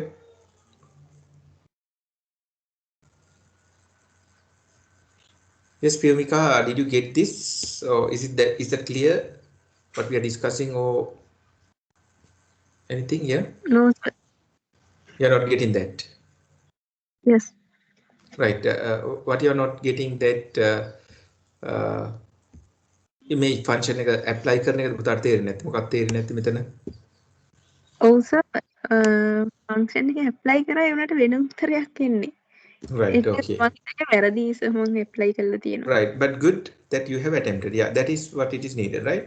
So ඒක තමයි වැදගත් පුතා. ඔයා try කරා. That's it. Good. So it's better. I can correct you. So all what is needed is you to attempt that, right? But අවශ්‍ය ඔයාලා ඒක attempt කරනවා කියන එක විතරයි. Good. Appreciated. හරි. අපි එහෙනම් බලමු කොහොමද මේක කරන්න කියන එක. ඒතර මුලින්ම අපි threshold එකක් තියෙනවා 10 million luxury tax rate එක තියෙනවා non luxury tax rate එක තියෙනවා. ඒතර මෙතන මුලින්ම අපි කතාව තේරුම් ගන්න ඕනේ මොකක්ද කියන්නේ. ඒතර යම්කිසි වාහනයක value එකක් අපි දැම්මට පස්සේ අපි කියන්නේ මොඩල් එක තියෙන වැදගත්ම දේ තමයි මේ manipulation එක කියලා. ඒතර අපි යම්කිසි input එකක් දුන්නාම මෙතන cost of the car feed කරපු ගමන් අපිට එන්න ඕනේ මේකේ after tax cost එක කීයද කියන එක. ඒතර එතනදී අපිට condition එකක් තියෙනවා. සෑම tax එකටම 80%ක් හෝ 20ක් නෙමේ වදින්නේ.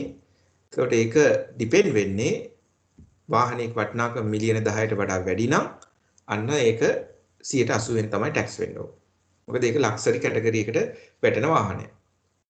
දර වාහනේ වටිනාකම මිලියන 10ට අඩු නම් ඒක ටැක්ස් වෙන්න ඕනේ 20%. So that is the simple story. So එහෙනම් අපි කොහොමද කරන්නේ මේක? You can go and you can take the if function as usual because there is a condition. Condition එකක් තියෙන තැනක ඔයා ගන්නවා if function එක. අරගෙන ඔයා මොකක්ද කියන්නේ? You are going to test one thing whether the cost of a car is greater than or equal the tax threshold level. යම්කිසි වාහනයක මිල මිලියන 10 හෝ 10ට වැඩිද කියන එක ඔයා බලනවා. ඊට පස්සේ වාහනයක මිල මිලියන 10 හෝ ඊට වඩා වැඩි නම් ඔයා මොකක්ද කියන්නේ? ඒ වාහනේ cost එකට apply කරන්න 80% tax එකක්. Right? You can make it constant. Even you can make this constant. දර අපි කියනවා වාහනයක මිල මිලියන 10 හෝ ඊට වඩා වැඩි නම් අපි කිව්වා 180කින් tax කරන්න. එහෙම නැත්තම් කියන්නේ මොකක්ද? වාහනේ මිල 10ට වඩා අඩුයි කියන එක. එහෙම නැත්තම් අපි කියනවා ඒ වාහනේ cost එක multiply කරන්න non-luxury tax rate එක. That's it. ඒක තමයි එහෙම නැත්තම් තත්ත්වය. කොච්චරයි අපි කියන්නේ. දැන් බලන්න අපි ගත්ත මේ values ටික පැහැදිලිද කියලා. If anything is not clear, just let me know. तर අපි ටෙස්ට් කරා යම්කිසි කන්ඩිෂන් එකක් මොකක්ද? වාහනේක වැලියු එක මිලියන 10ට වඩා වැඩි හෝ සමානද? ඒක තමයි ලොජිකල් ටෙස්ට් එක. එහෙමනම් අපි කිව්වා ඒ වාහනේ ටැක්ස් කරන්න 180. එහෙම නැත්තම් කියන්නේ මොකක්ද? වාහනේ වටිනාකම මිලියන 10ට වඩා අඩුයි කියන එකනේ. එහෙම නැත්තම් අපි කිව්වා ටැක්ස් කරන්න ඒ යම්කිසි වාහනේ cost එක non-luxury tax rate එක. එච්චරයි. Then you can say okay. දැන් අපිට පේනවා ඒක tax එක 40 million ඇවිල්ලා තියෙනවා. ඒ කියන්නේ 80ෙන් තමයි tax වෙලා තියෙන්නේ. ඒත් after tax cost එක ඔයා හොයාගන්න එක බොහොම පහසුයි. ඔයාලා පුළුවන් මේ cost එකට tax එක එකතු කරපුවාම ඔන්න ඔයා ඒතකොට මේක නිවැරදිව පාරක් දුන්නාට පස්සේ ඔයා ඕනෑම value එකක් මෙතන feed කරන්න පුළුවන්. ඔයාට අදාළ tax එක එනවා. Right? ඒතකොට 2.5 million කියන අඩුයි. එහෙනම් 120ෙන් tax වෙන්න ඕනේ. එහෙනම් මේක ඔන්න 120ෙන් tax වෙනවා. That's it. So whatever the value that you feed over here, it works. So that is what we call the power of manipulation. So ඒක තමයි manipulation කියන්නේ. Right? It's a greater value. Whatever the value that you enter here, it works.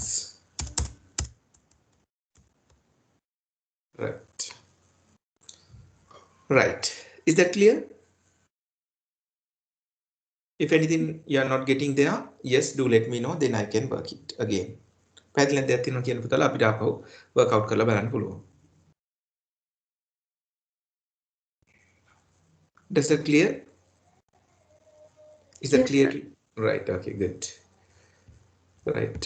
Even you could have worked this out alternatively. ඔයාට මේක නැත්තම් මෙහෙමත් work out කරන්න තිබ්බ ඇත්තටම. වාහනේ cost එක දුන්නාම ඔයාට එකපාරම after tax cost එකත් ගන්න තිබ්බා අවශ්‍ය නම්. ඔයාට after tax cost එක එකපාරේ එන විදිහටත් work out කරන්න තිබ්බා, right? The choice is yours, the creativity is yours. You can decide how you want to have it. तर අපිට එකපාරට මෙතන after tax එක උනත් ගන්න තිබ්බනේ.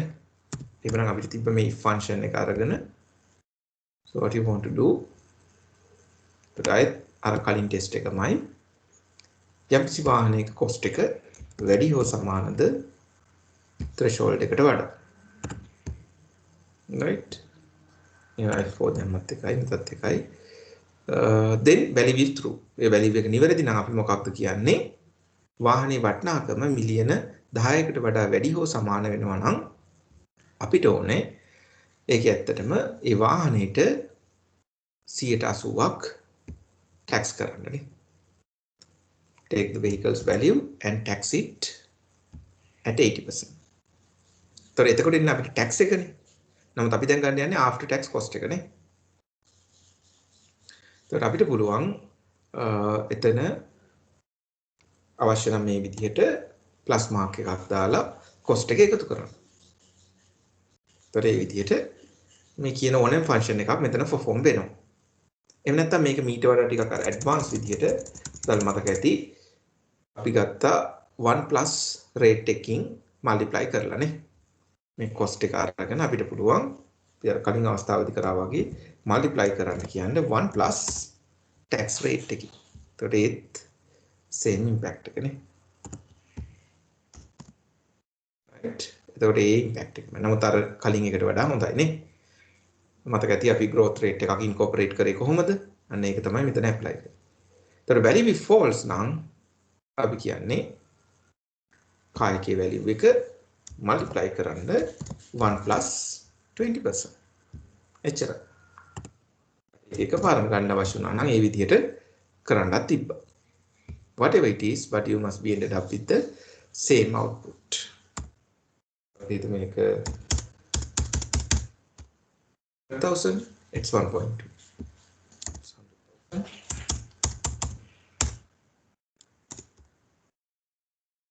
So it suggests that we have done it perfectly.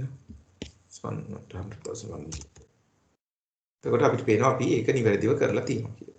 ඒතර අර මේ විදිහට කැමැති ඕනෑම ආකාරයකින් මේ output එක derive කරන්න පුළුවන්. Right? So whatever that is convenient to you, you can follow it. Okay. That is about the basic if function. That make තමයි basic if function එක. Now let's move on. The compound condition in if functions. Abbalam then compound condition. The conditional logic can be compounded by including the and or function within the logical text argument of an if function. Right? You know, when it comes to this basic if function, what you could do is you could only test a one condition, right? And take two outcomes. What if the test is satisfied? What if the test is not satisfied? So අපි දැක්කා basic if එකකින් අපිට කරන්න පුළුවන් උනේ මොකක්ද?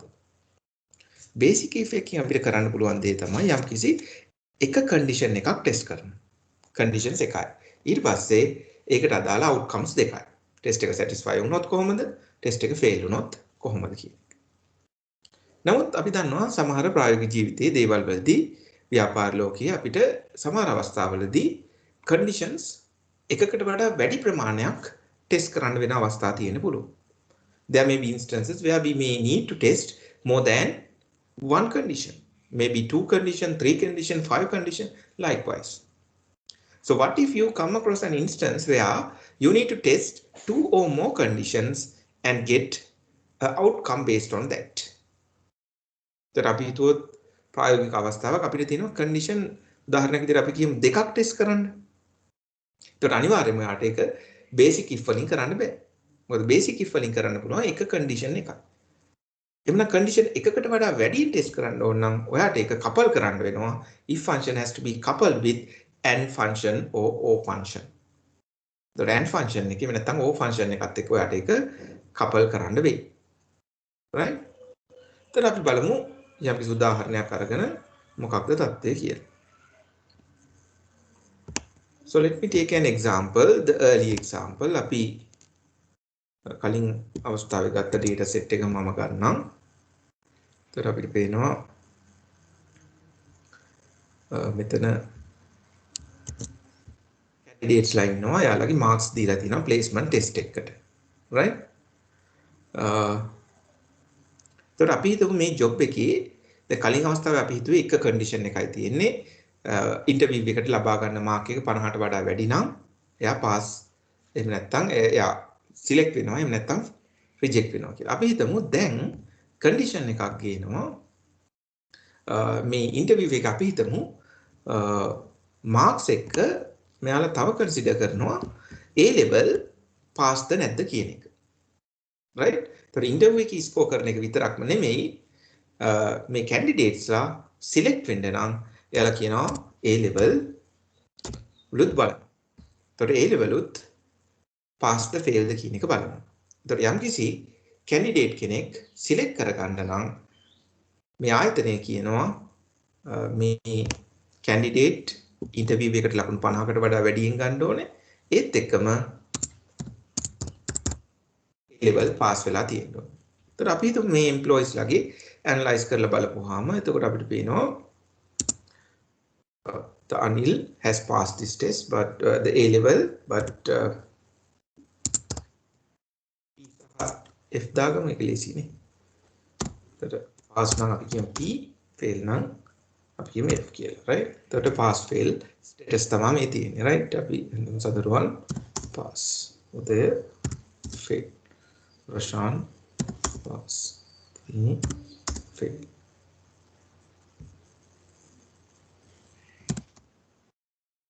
මෙන්න මේ වගේ තත්ත්වයක් තියෙන කියලා. ඒතකොට දැන් අපිට පේනවා conditions කීයක් තියෙනවද? conditions දෙකක් තියෙනවා. එහෙනම් අනිවාර්යෙන් මේක අපිට basic if වලින් කරන්න බෑනේ. නැත්නම් condition එකට වඩා වැඩි නම් අපිට යන්න වෙනවා and function or function. එතකොට මොකක්ද මේ and function සහ or function අතර තියෙන වෙනස? When it comes to this and function, if you come across an instance where you need to have that all the tests involved in a particular scenario to be satisfied, then you need to go by the and function, right? What are the instances that you are going to use the and function? The and function එක භාවිත කරන කොයි වගේ අවස්ථාවක in a particular scenario where you need to have that all the tests are satisfied. You want to arrive at a decision if all the tests are satisfied.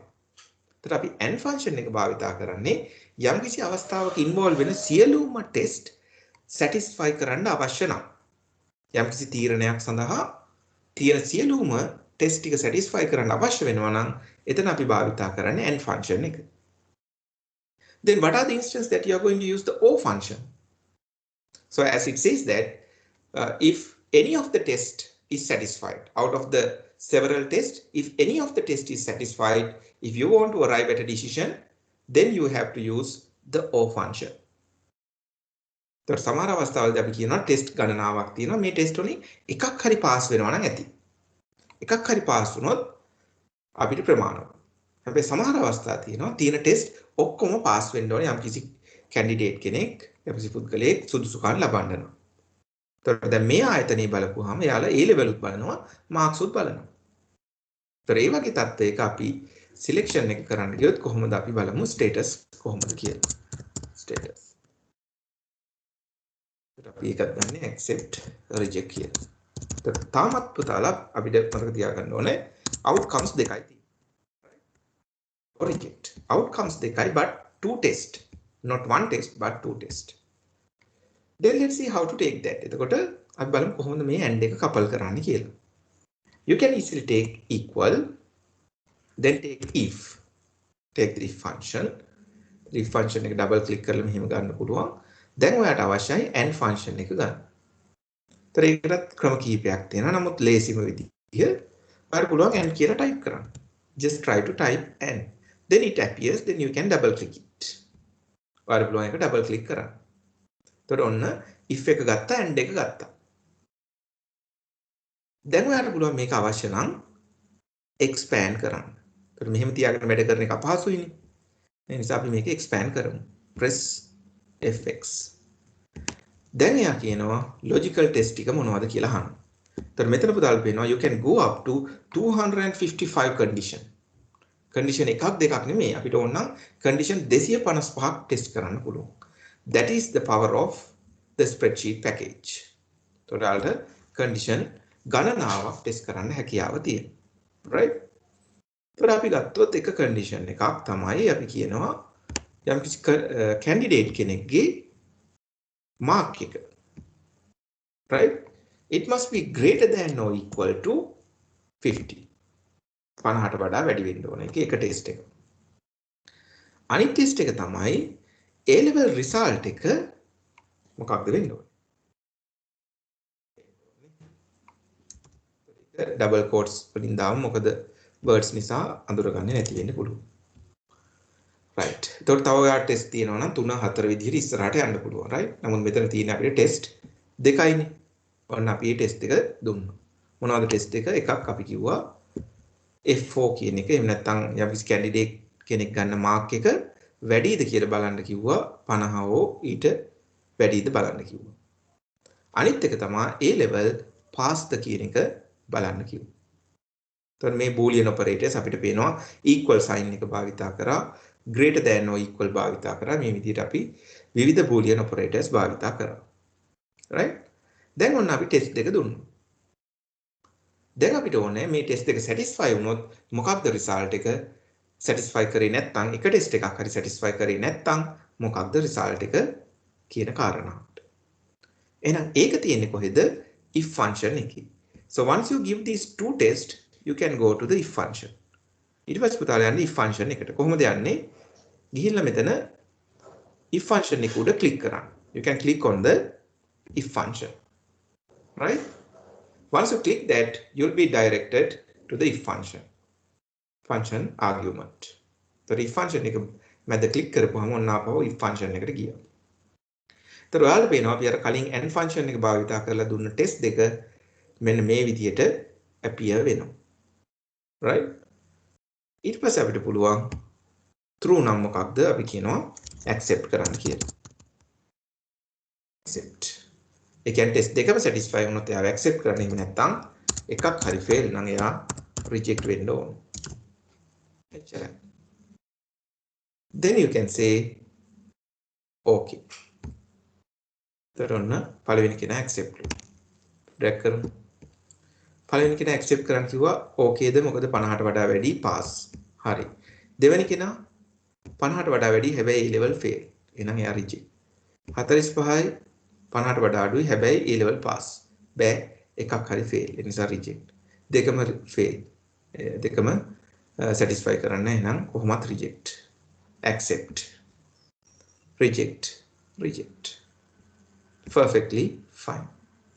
තොරන්න පේනවා and function එක couple කරන විදිහ තමයි අපි ඒ බැලුවේ. තර මං කියවනේ ඒකට ක්‍රම කිහිපයක් තියෙනවා කියලා මේක එක ක්‍රමයක්. තර එහෙම නැත්නම් කෙනෙක්ට පුළුවන් බොහොම පහසුවෙන් තව විදියක් if function එක අරගෙන අපිට පුළුවන් මේක expand කරගෙන ඔය ඇත්තටම දැක්කා කලින් අවස්ථාවේ and function එක අපි වෙනම අරගෙන type කරාට පස්සේ ඒක logical test එකට තමයි අවිල්ලා තියෙන්නේ නේ. එහෙනම් ඔයාලට පුළුවන් මේ logical test එකේ ඉඳගෙනම and function එක type කරලා ඒ කියන test එක දෙන්න. කෙනෙක්ට එහෙම කරන්න පුළුවන්. වැඩි හෝ සමානද 50ට වඩා.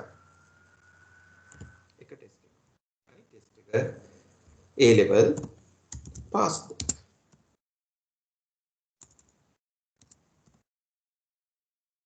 බරහන ඔන්න test දෙක. එහෙමනම් true නම් ඔයා කියනවා accept කරන්න කියලා. නැත්නම් ඔයා කියනවා reject කරන්න.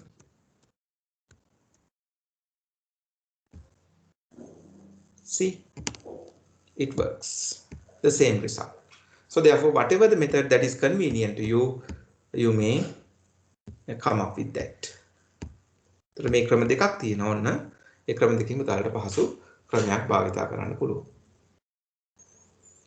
Yes, are there anything that you would like to get clarified? Are there anything that you are not comfortable? Yes, do let me know. කියන්න බලන්න ඒක පැහැදිලිද නැද්ද කියන එක. And also at the same time you better try to කියනද? අර සෑ මේ පළවෙනි විදියෙන් අර ෆෝමියුලා එක එන්ටර් කරපු හැටි අප පොඩ්ඩක්. alright sure. හරි. ඒතර අපි ඒක කොහොමද කරේ පුතා මේ විදිහට. මේක අයින් කරලා ගන්න. What is that?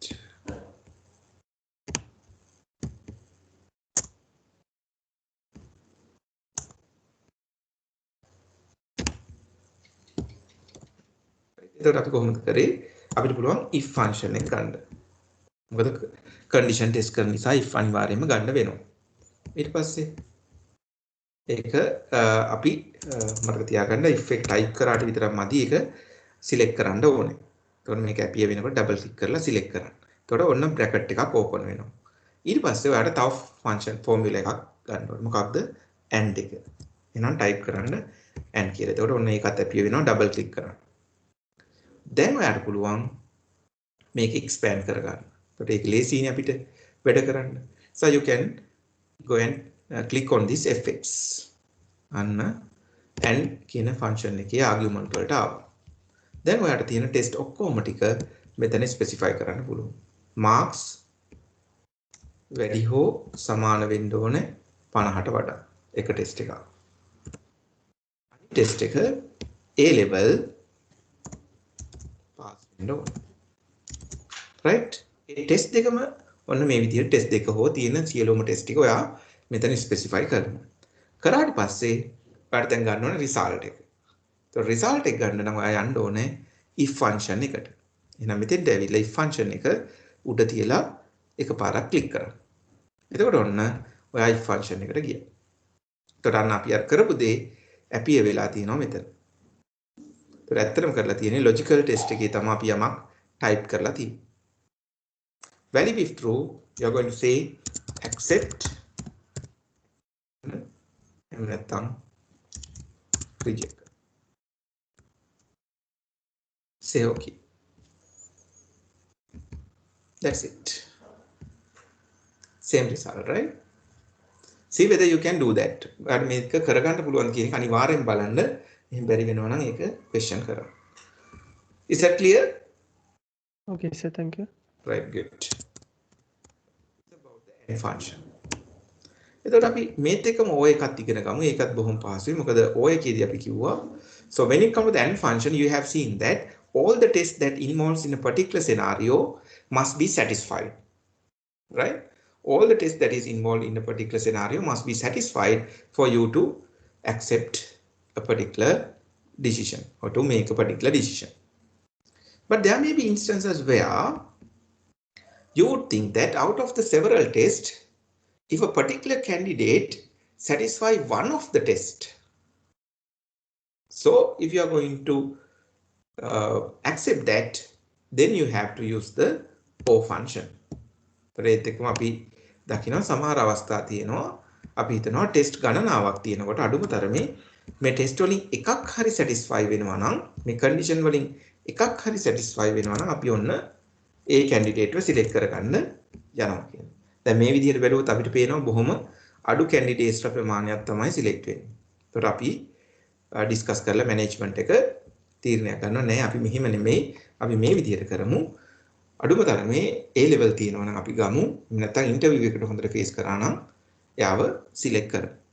ඒතකොට ඒකෙන් කියවෙන්නේ අඩුම තරමේ එක ටෙස්ට් එකක් හරි සැටිස්ෆයි කරනවා නම් ඒ පුද්ගලයාව අපි ඇක්සෙප්ට් කරනවා. ඒතකොට ඒ වගේ අවස්ථාවක අපිට යූස් කරන්න වෙන්නේ කන්ඩිෂන් එකකට වඩා වැඩි. ඒ නිසා if වලින් කරන්න බෑ. හැබැයි ඉන්වෝල්ව් වෙලා තියෙන ටෙස්ට් ගණනාවකින් එකක් හෝ සැටිස්ෆයි වුණොත් ප්‍රමාණවත් එහෙනම් O එකත් එක්ක තමයි කපල් කරන්න වෙන්නේ. Then how you have to do? Take equal if එක ගන්න. Take O එකත් ගන්න. අර විදිහම. Then you can expand. Expand කරලා test ටික දෙන්න. You are going to test whether the marks is greater than or equal to 50. 50ට වැඩිද? එක test එකක්. අනිත් එක A levels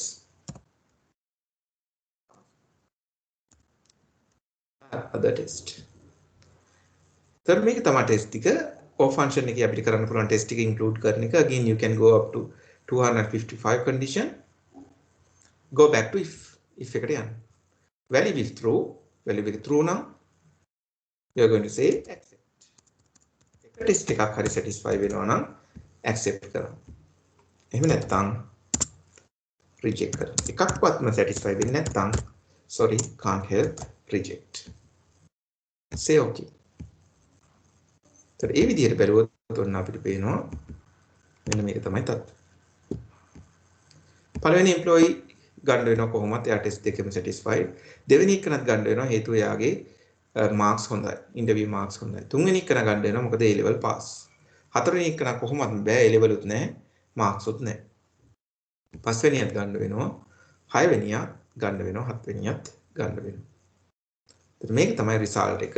අපි එක condition එකක් හරි satisfy වුණොත් accept කරනවා නම්. දැන් මේක අතර කලින් end එක වගේම ඔයාලට කැමති නම් පුළුවන්කම තිබුණා if function එක අරගෙන expand කරලා O කියන ෆන්ක්ෂන් එක මෙතන ටයිප් කරලා bracket එකක් open කරලා test එක දෙන්න. marks greater than or equal 50. A level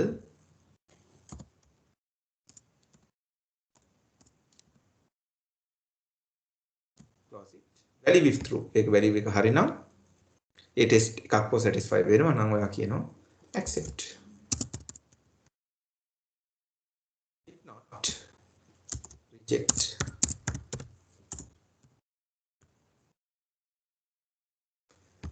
That's it. The same result, no?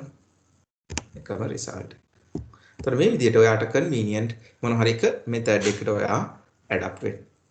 Whatever that is convenient to you, you can go ahead with that. ඔයාට ඒකත් එක්ක ඉස්සරහට යන්න පුළුවන්. See whether it is clear? If you have any question, yes, do let me know. Then we can discuss it. හැදෙන දෙයක් තියෙනවා කියන්නේ ඒක අපිට discuss කරන්න පුළුවන්. Got that?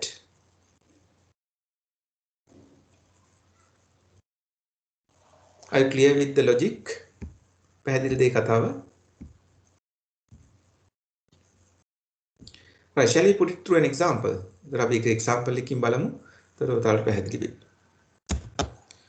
Okay, so the activity 2.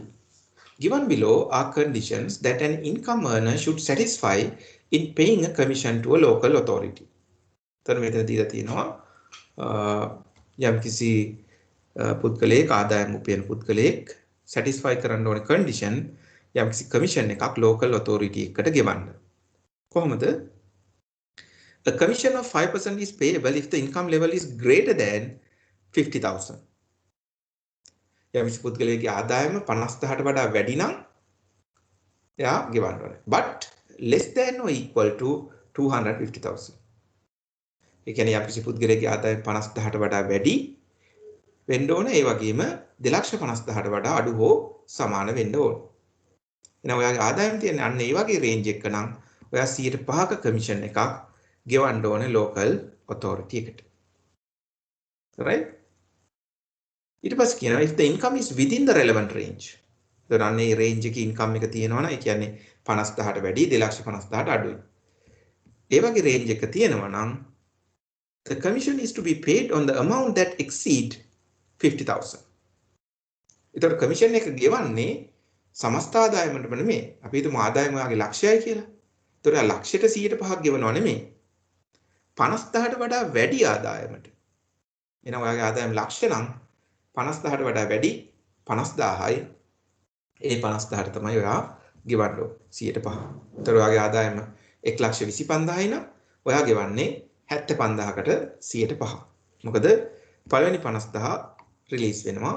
මෙතන කියන්නේ ඒ කමිෂන් එක ගෙවන්න ඕනේ amount that exceed 50,000 50,000ට වඩා වැඩි ආදායම් පදනම් කරලා.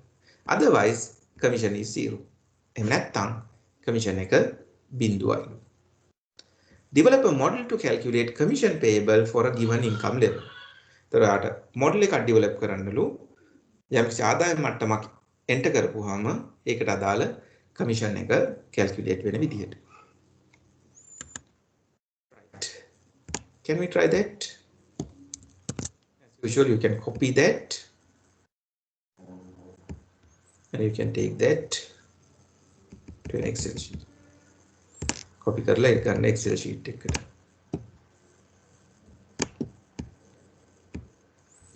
Then as usual, you can take the inputs ටික ගන්න.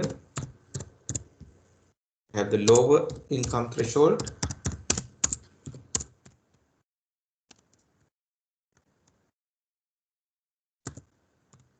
Lower income threshold. Then also the upper income threshold.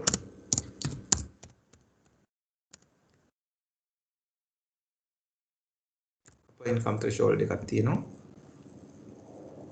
ඒ වගේම commission එක තියෙනවා. Low income threshold එක 50,000යි. Upper income threshold එක 250,000. Commission එක 5%. Right. එතකොට ඔයාට අවශ්‍ය වෙන්නේ මොකක්ද? What kind of output that you would require? මොන වගේ output එකක්ද ඔයාලට අවශ්‍ය? So when you feed a particular income, යම්කිසි income එකක් type කරනකොට ඔයාලට ඉන්න ඕනලු මොකක්ද? The commission.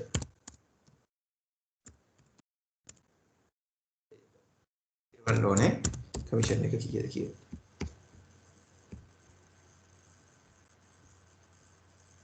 අපි තුමු මෙතන ඔයාගේ ආදායම 2 ලක්ෂයි කියලා. When you enter that, the applicable commission must appear over here. So using your knowledge on compound condition, so you can attempt this. Make a try out කරන්න. තරගේ knowledge එක භාවිතා කරලා. So I want you to attempt this first and then followed by the discussion. So again, you can take 5 to 10 minutes time and try that out, and thereafter we may discuss. So in the meantime, if you have any question, you can raise it, right? මොනවද ප්‍රශ්න තියෙනවද ඔයාලට අහන්න පුළුවන් ඒ අතරේ.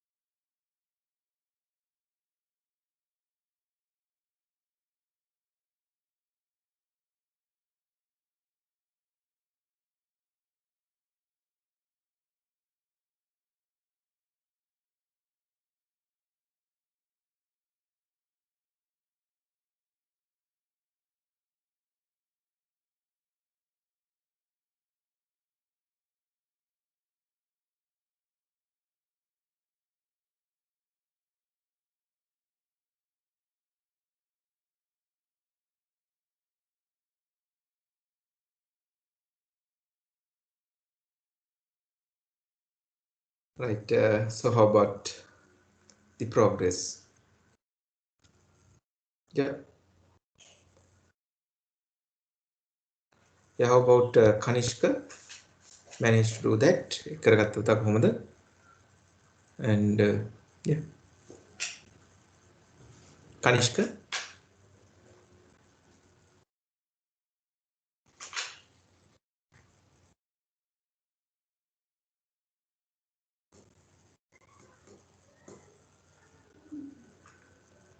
Are there any volunteers? Yes. Manjali, have you managed to do that?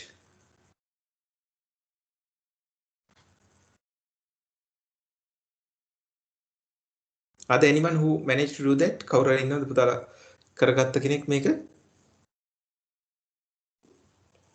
Oh, so it's better if you explain so what you couldn't manage. Well, manage කරගන්න බැරි වුණේ මොකක්ද තේරුන්නේ නැති. ඒ මොකක්ද කිව්වොත් so I can help you with. So did you get the question? Question එක පැහැදිලිද? Are you all clear the question? Yeah.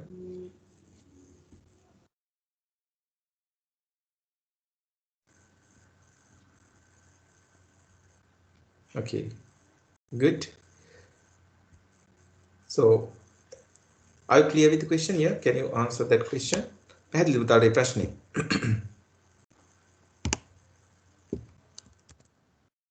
විශේෂ පුද්ගලයෙක් ටැක්ස් ගෙවන්නේ එයාගේ ආදායම 50000ට වැඩි වෙලා 250000ට වඩා අඩු වුණොත් විතරයි.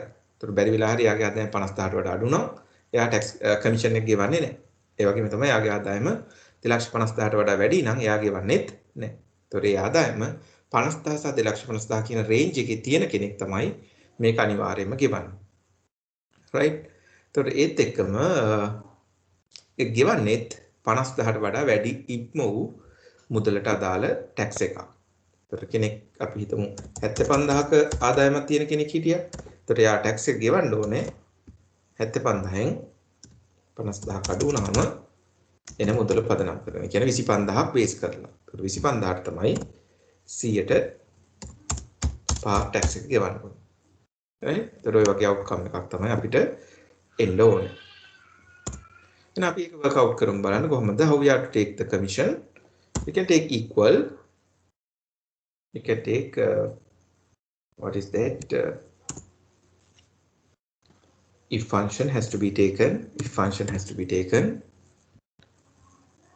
Since there are two conditions which need to be satisfied, you need to take the AND function. And AND function එක ගන්න ඕන. And you can expand that. What is the logical test? The income has to be greater than 50,000. 50,000ට වෙන්න ඕනේ. ඒත් එක්කම income එක අඩු වෙන්න ඕනේ. නැත්නම් සමාන වෙන්න ඕනේ 2,50,000ට. මේක තමයි ටෙස්ට් දෙක. income එක 50,000ට වැඩි වෙන්න ඕනේ. එහෙම නැත්නම් ඒ වගේම income එක 2,50,000 හෝ ඊට වඩා අඩු වෙන්න ඕනේ. Are you clear with the two test? then මේක තමයි test දෙක, right? Then you go to the if function. If that happens, yeah, ඒක එහෙමනම් මොකද කරන්න ඕනේ? valid if true කොහොමද tax කරන්නේ? අපි ගන්න ඕනේ ආදායම, right? ඒ ආදායමෙන් ඩිඩක්ට් කරන්න ඕනේ මොකක්ද? lower threshold එක 50000ට වඩා වැඩි වෙන එකනේ. එහෙනම් ඒ ආදායමෙන් 50000ක් ඉවත් කරලා, right? ඒ ආදායමෙන් 50000ක් ඉවත් කරලා tax කරන්න කීයක්ද?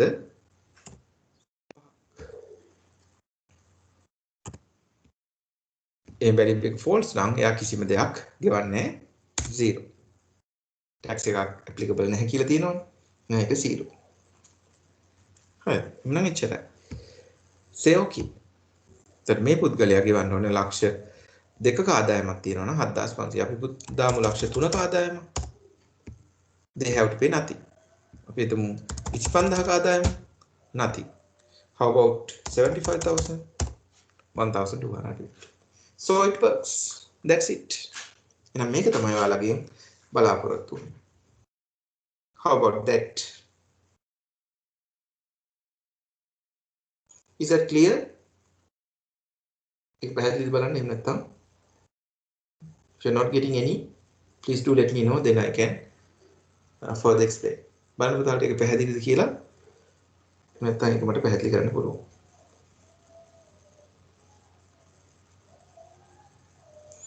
So you need to be perfect in this because there would be a kind of a class assignment based on this if function. So therefore you must be pretty much confident in this. මේක ගොඩක් ඔයා confident වෙන්න ඕනේ. එහෙම නැති වුණොත් අපේ class activities manage කරගන්න අපහසු වෙන්න පුළුවන්.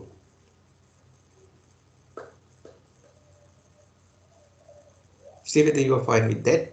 බලන්න ඒක පැහැදිලිද කියලා. Yeah, I need a kind of feedback whether you are getting that or not. Feedback at the end. So how about Manjali? Yeah, are you clear with that?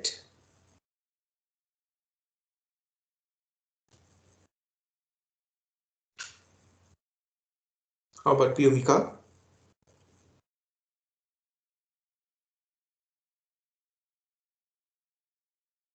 Clear, sir. Right, okay, good. Then shall we move on to the next activity? Okay, let's see. It's activity 3. Okay, we'll see what is there. In a school relating to the online student evaluation, depending on the responses of the student, a confirmation message need to be displayed as below. The online student evaluation එකක් තියනවලු. තොට එතන online evaluation එකේදී යම් questions තියෙනවා. In that, for a particular question, that response of the person must be yes or no. So යම් question එකක් තියෙනවා. ඒ question එකට yes or no කියන response එකක් දෙන්න ඕන. Right? Our model need to indicate null value. So yes or no කියලා තියෙනවා නම් කිසිම ප්‍රශ්නයක් නැහැ. model එකේ ඉදිරියෙන් මොනවත් appear වෙන්න ඕනේ නැහැ. ඒක okay. Otherwise, the text message need to be appeared as response must be yes or no. Response must be yes or no. So the question එකක් තියෙනවා online student evaluation එකක්. So the ප්‍රශ්නෙට උත්තරේ yes හරි no හරි වෙන්න ඕනේ. So එහෙම වුණොත් මොකද appear වෙන්න අවශ්‍ය නැහැ. හැබැයි ඒ ප්‍රශ්නෙට respond කරේ නැත්නම් එතන warning message එකක් එන්න ඕනේ.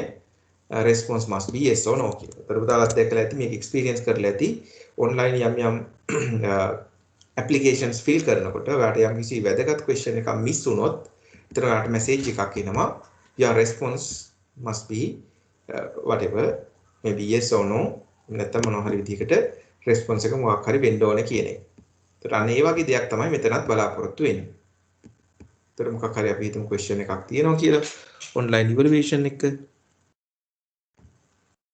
Right, you can think of a sample question. Let's say that are you a Sri Lankan? Sri Lankan කියක්ද කියලා අහනවා කියලා අපි හිතමු. Right, එතකොට මේ වගේ දෙයක් තමයි අපේ question එක. එතකොට අපේ output right. එතකොට මෙතන indicate වෙන්න ඕනේ yes or no කියලා. yes or no කියන එක appear වෙන්න ඕනේ. එතකොට එක්ක response එක yes වෙන්න ඕනේ එහෙම නැත්නම් no වෙන්න ඕනේ. ඔය දෙක තමයි තියෙන්නේ. එක්ක yes එක්ක no. එතකොට එහෙම තිබ්බොත් කිසිම ප්‍රශ්නයක් නැහැ. warning message එකක් එන්න අවශ්‍ය නැහැ. හැබැයි බැරි වෙලා response එක ඊට වඩා වෙනස් දෙයක් නම් නැත්නම් respond කරලා නැත්නම් අන්න message එකක් ඉස්සරහින් appear වෙන්න ඕනේ. response must be yes or no. right. So null value එකක් ගන්න විදිහ මම පුතාලට කියලා දෙන්නම්. මෙතන null value කියලා තියෙනවා. null value එකක් කියන්නේ මොකක්ද? අපි if function එකක් අරගෙන basically යම්කිසි value එකක් appear වෙන්න අවශ්‍ය නැත්නම් ඒකට අපි කියනවා null value කියලා. මොකුත් value එකක් නැහැ කියන එක. ඒතකොට අපි ඒක කොහොමද දාන්නේ? ඒක ලබා ගන්නේ අපිට පුළුවන් double quotes open කරලා double quotes close කරන්න. අන්න එතකොට ඒක null value එකක්. එහෙම නැත්නම් මොකුත් value එකක් නැති විදිහට තමයි appear වෙන්නේ. right? That's how we take. එතන මෙතන අහනවා එක null value එකක් indicate කරන්න ඕනේ if it is yes or no, otherwise the warning message must be there. හරි. එහෙනම් try කරන්න බලන්න. Take 4 to 5 minutes time and attempt that, and then we'll see.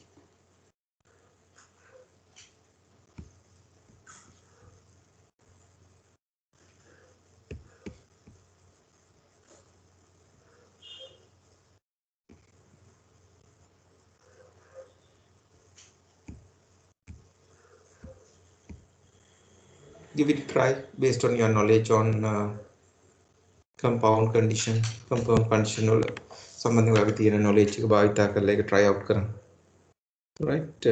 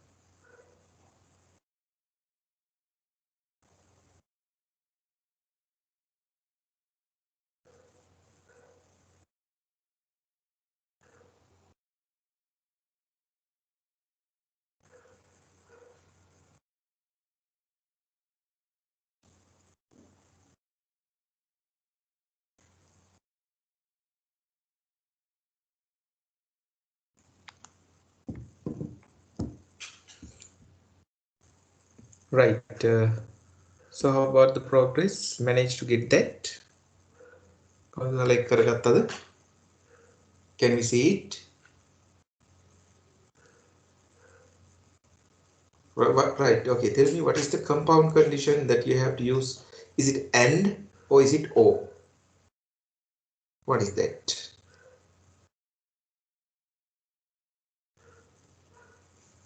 So I need you to respond. And Right. Yeah. Okay. Are there any other views? Are there any other views? Good. Appreciate you responded. එතකොට මෙතන අපි and the or the භාවිතා කරන්න ඕනේ.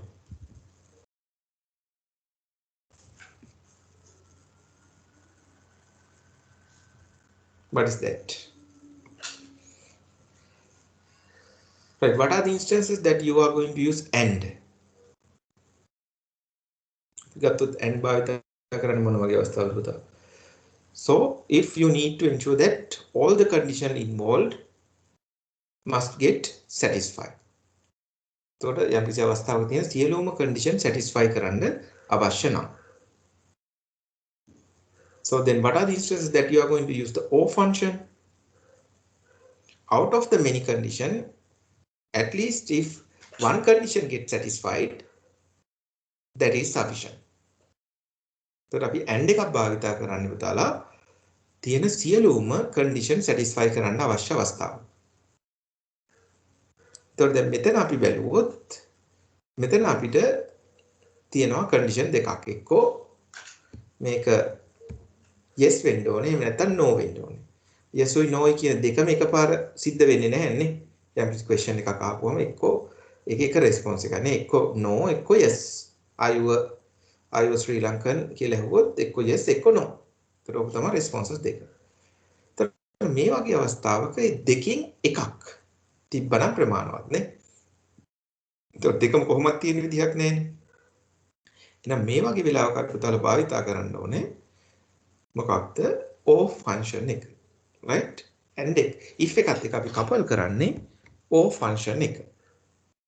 ඒතර අපි එක ගත්තොත් if right or if or right, you can take x. What is the logic one? එක්ක මේක වෙන්න පුළුවන් no වෙන්න පුළුවන් නැත්නම් මේක yes වෙන්න පුළුවන් නේ. ඔය දෙකෙන් එකක් වුණා නම් ඇති. Guys, it's yes. If that is the case, what you are going to say? If value is yes, if the response is yes or no, your model need to indicate null value. ඒ කියන්නේ මොකොත්ම නෑ, ප්‍රශ්නයක් නැහැ. මම ඉගෙනුවා කොහොමද null value එකක් ගන්නෙ. Open the double quotes, close the double quotes. Value be false කොහොමද අපි ගන්නෙ? මීට වඩා වෙනස් දෙයක් නම් තියෙන්නේ. එහෙම නැත්නම් ඔයා අතින් වැරදිලා වෙන දෙයක් ටයිප් වෙනවා, right? එහෙම නැත්නම් මොකොත්ම ටයිප් කරන්නේ නැහැ. එහෙම වුණොත් ඔයා warning message එකක් දෙන්න ඕනේ. Response must be yes or no. මේ විදිහට. Yes or no. Right? Now say okay. දැන් බලමු මෙතන yes type කරලා. මොකද අපි වෙනවද ඉස්සරහින්? නෑ. no type කරලා. නෑ. අපි වෙන දෙයක් type කරමු. 1 කියලා type කරමු. right. අපි වැරදිලා වෙන දෙයක් type වුණොත් එයා කියනවා response must be yes or no. එහෙනම් අපි මොකද type කරේ නෑ කියමු. ඒත් කියනවා response must be yes or no. අන්න ඒ වගේ දෙයක් තමයි අපිට අවශ්‍ය වුනේ. right? ඒතර අපි yes හරි no හරි කියලා type කරොත් විතරමයි මෙතන මොකොත් ඇපිය වෙන්නේ නැති ඉස්සරහ. warning message එකක් නැති. හැබැයි වෙන ඕනෑම දෙයක් type කරොත් එතන එනවා warning message එක. ඒතර මේවා පුතාලා දැකලා ඇති. online applications fill කරන වෙලාවක යම් tabs තියෙනවා. ඒ අනිවාර්යයෙන්ම fill කරන්න ඕනේ. එහෙම නැත්නම් ඒක ඉස්සරහින් warning message එකක් එනවා. ඒතර මේ Excel වල එක application එකක්. right? Does that make sense? ඒක පැහැදිලිද? If you're not getting any, please do let me know, then I can further explain. Got it? Right. Hope you are clear, right? So let me take you through one more if function and let me stop the discussion for the day because we've been discussing several functions. Function that is going to be the nested if, right? Nested if. To summarize what we have discussed so far, we discussed about the if function, no? The basic if function. The basic if function is when basically how many criteria? Only one criterion can be tested. Two outcomes. Now let me take it like this. Volume criteria.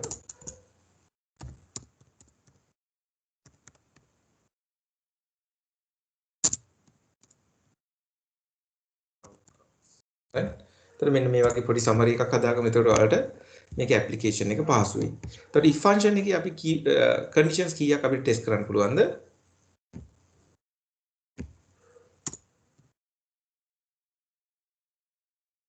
Yes, tell me. Then let me fill that. How many conditions can be tested? In the basic if, how many criterion can be tested? Criteria කීයක් test කරන්න පුළුවන්ද අපිට?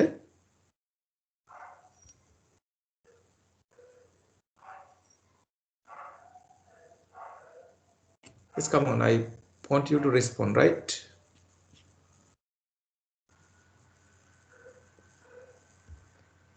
So it's quite difficult that if you are not going to respond, then it's going to be difficult to continue, right? Need your support.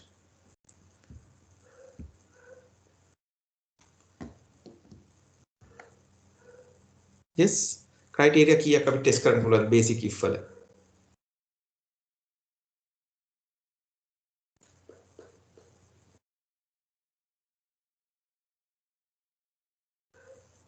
No idea. Sir, 2. Is that I'm asking about the basic if function පුතා. Basic if එක අපිට logics කීයක් condition කීයක් test කරන්න පුළුවන්ද? මුලින්ම අපි දැක්කා අපිට එක condition එකයි නෙමෙයිද test කරන්න පුළුවන්. Basic if වලදී we can test only one criterion.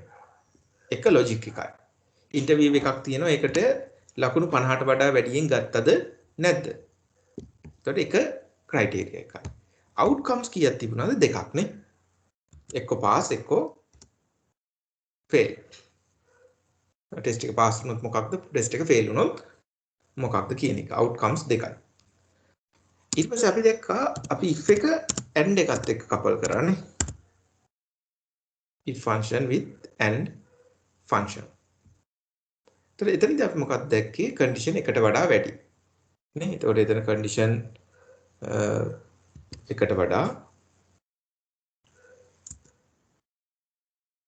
greater than 1. එතකොට ඒක දෙකක් වෙන්න පුළුවන්, තුනක් වෙන්න පුළුවන්, හතරක් වෙන්න පුළුවන්, ඕනනම් 255ක් වෙන්න පුළුවන්. එතකොට and function එකත් එක්ක couple කරපුවම අපිට පේනවා criteria එකකට වඩා වැඩියෙන් යන්න පුළුවන්. outcomes කීයද තිබුණේ? outcomes දෙකයිනේ. test ගණනාවක් තිබ්බා. ඒ test ඔක්කොම satisfy වුණොත් මොකක්ද result එක? එහෙම නැත්නම් fail වුණොත් එක test එකක් හරි fail වුණොත් මොකක්ද result එක? ඕකනේ තිබ්බේ outcomes දෙකයි. ඊට පස්සේ අපි කතා කරා if o එක එතනත් criteria එකකට වඩා වැඩි, right? criterion එකකට වඩා වැඩි. So there are several criteria. Then outcomes දෙකයි තිබුණේ. test ගණනාවක් අතරින් එකක් හරි satisfy වුණොත් කොහොමද?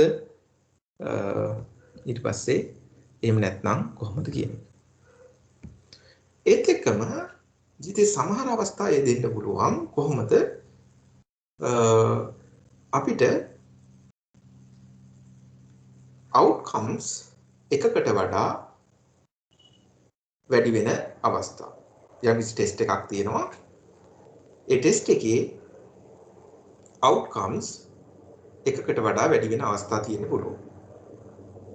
ඒතර ඒ වගේ අවස්ථාවක් outcome දෙකකට වඩා වැඩි වෙන අවස්ථා තියෙන්න පුළුවන්. ඒතර ඒ වගේ දෙයක් තමයි මේ nested if වලින් කරන්නේ. nested if වලින් කරන්නේ මොකක්ද?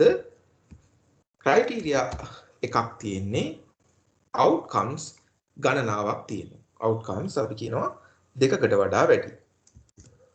ඒතර ඒ වගේ දෙයකට උදාහරණයක් හිතුවොත් සරලම උදාහරණයක් දුන්නොත් you are going to face an exam. For that exam you can receive different results. If you obtain more than 70 marks, you get A pass. If you obtain more than 60 but less than 70, you get B pass. If you get more than 50 but less than 60, you get C pass. If you get below 50, say you get F pass. Likewise. So යම් කිසි test එකක් තියෙනවා. ඔයා test එකට face කරනවා. එතකොට ඔයාට විවිධ outcomes තියෙන්න පුළුවන්. එතකොට එතන outcomes දෙකක් විතර නෙමෙයි තිබෙන්නේ. අපි ලකුණු 70ට වඩා ගත්තොත් ඒ එකක් හම්බ වෙනවා. ලකුණු 60ත් 69ත් අතර නම් B එකක්. එතකොට 50ත් 59ත් අතර නම් C එකක්. 40ත් 49ක් අතර නම් අපි කියමු D එකක්. එතකොට 40ට අඩුයි නම් අපි fail. එතකොට ඔය වගේ තියෙන්න පුළුවන් නේ. එතකොට එක ටෙස්ට් එකයි outcomes ගණනාවක් තියෙනවා. එතකොට අන්න ඒ වගේ වෙලාවක තමයි අපි මේ nested if භාවිතා කරන්නේ. එතකොට මේක හොඳ සමරි එකක්. උදාහරණට මේවා මතක තියාගන්න පහසුයි. මේක ඇත්තට මතක තියාගන්න අවශ්‍ය නැහැ. Once you familiar with that, you will know the in and out, but at the beginning, එතකොට මේ වගේ සමරි එකක් would help you. එතකොට basic if function එක අපි එක ටෙස්ට් එකක් ටෙස්ට් කරා. මොකද්ද මම ගත්ත example එක? There is a particular interview. If you get more than 50 marks, you will pass. If it is less than 50, you will fail. Then if you couple that with AND function, what you have seen, if you get, if there's a kind of a test where you would find that more than one condition, say for example 2 condition, then depending on that, 2 outcomes are there. Either you satisfy that or you may not. Similarly, in case of O, there are 2 tests or 2 or more tests can be there, but the outcome is yes, accept or reject. Right? ඒක රෝග තමයි තත්ත්වය. ඊට පස්සේ අපි බැලුවා දැන් nested if අපි කතා කරන්න යනවා. එතකොට අපි කිව්වා test නම් එකයි තියෙන්නේ. නමුත් outcomes දෙකකට වඩා වැඩි. ඒතර outcomes දෙකකට වඩා වැඩි වෙන අවස්ථාවක අපිට if function වත් if and එකවත් if or එකකින්වත් කරන්න බෑ. එතකොට අපිට යන්න වෙනවා nested if වලට. එතකොට අපි එක සරල උදාහරණයක් ගත්තොත් අපි හිතමු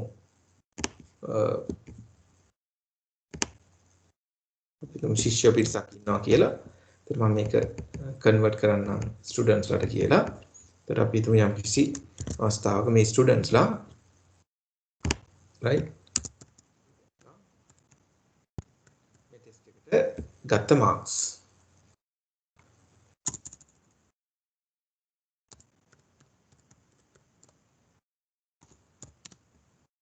right. එතකොට මේ marks තියෙනවා 60 50 60 85 45 ඒ විදිහට. එතකොට අපිට අවශ්‍යයි grade එකක්. අපිට grade එකක් අවශ්‍ය වෙනවා. right. එතකොට අපි හිතමු grading system එකක් තියෙනවා මේ විදිහට ලකුණු 70ට වඩා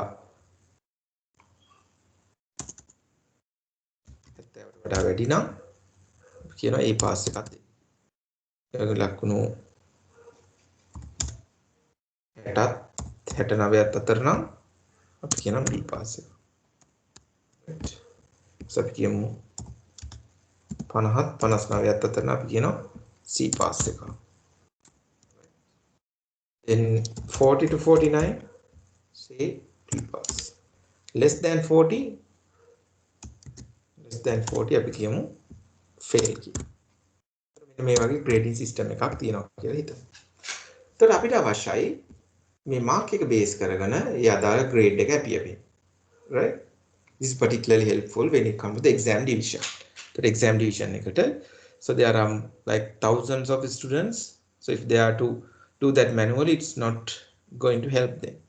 So therefore what they would do, they would write a formula and they would get the results. The result එක ගන්නවා ඒ විදිහට grade එක, right? So how can you do that? It's like this. You take the if function. If function එක මුලින්ම ගන්නවා. අරගෙන you can expand that. Then you can write the test. Right? එතන මෙතන අපි බලනවා යම්කිසි student කෙනෙක්ගේ mark එක. Right? Whether it is greater than or equal 70. අපි ගමු එක 70ට වඩා වැඩිද කියන එක. එතකොට මෙතන අපිට hard code කරන එක බලන්න අපිට ඕනනම් පුළුවන් මේ lower threshold ටික මෙතන type කරගන්න. ever had 50 40 right.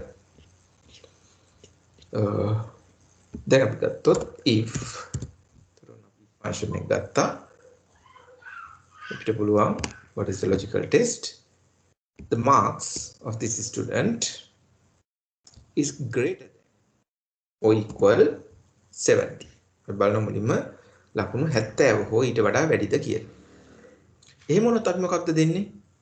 A student අපි කියනවා A grade එකක් දෙන්න කියලා. ඔයාලට ඒකට රිෆර් කරන්න පුළුවන්. right? A grade එකක් දෙන්න කියලා කිව්වා. එහෙම නැති වුණොත් ඔයාලට කියන්න පුළුවන් මෙයාට B එකක් දෙන්න කියලා. 70ට වඩා අඩු වුණොත් යම්කිසි කෙනෙක් ගන්න ලකුණු B එකක් කියලා කියන්න පුළුවන්. බැහැනේ.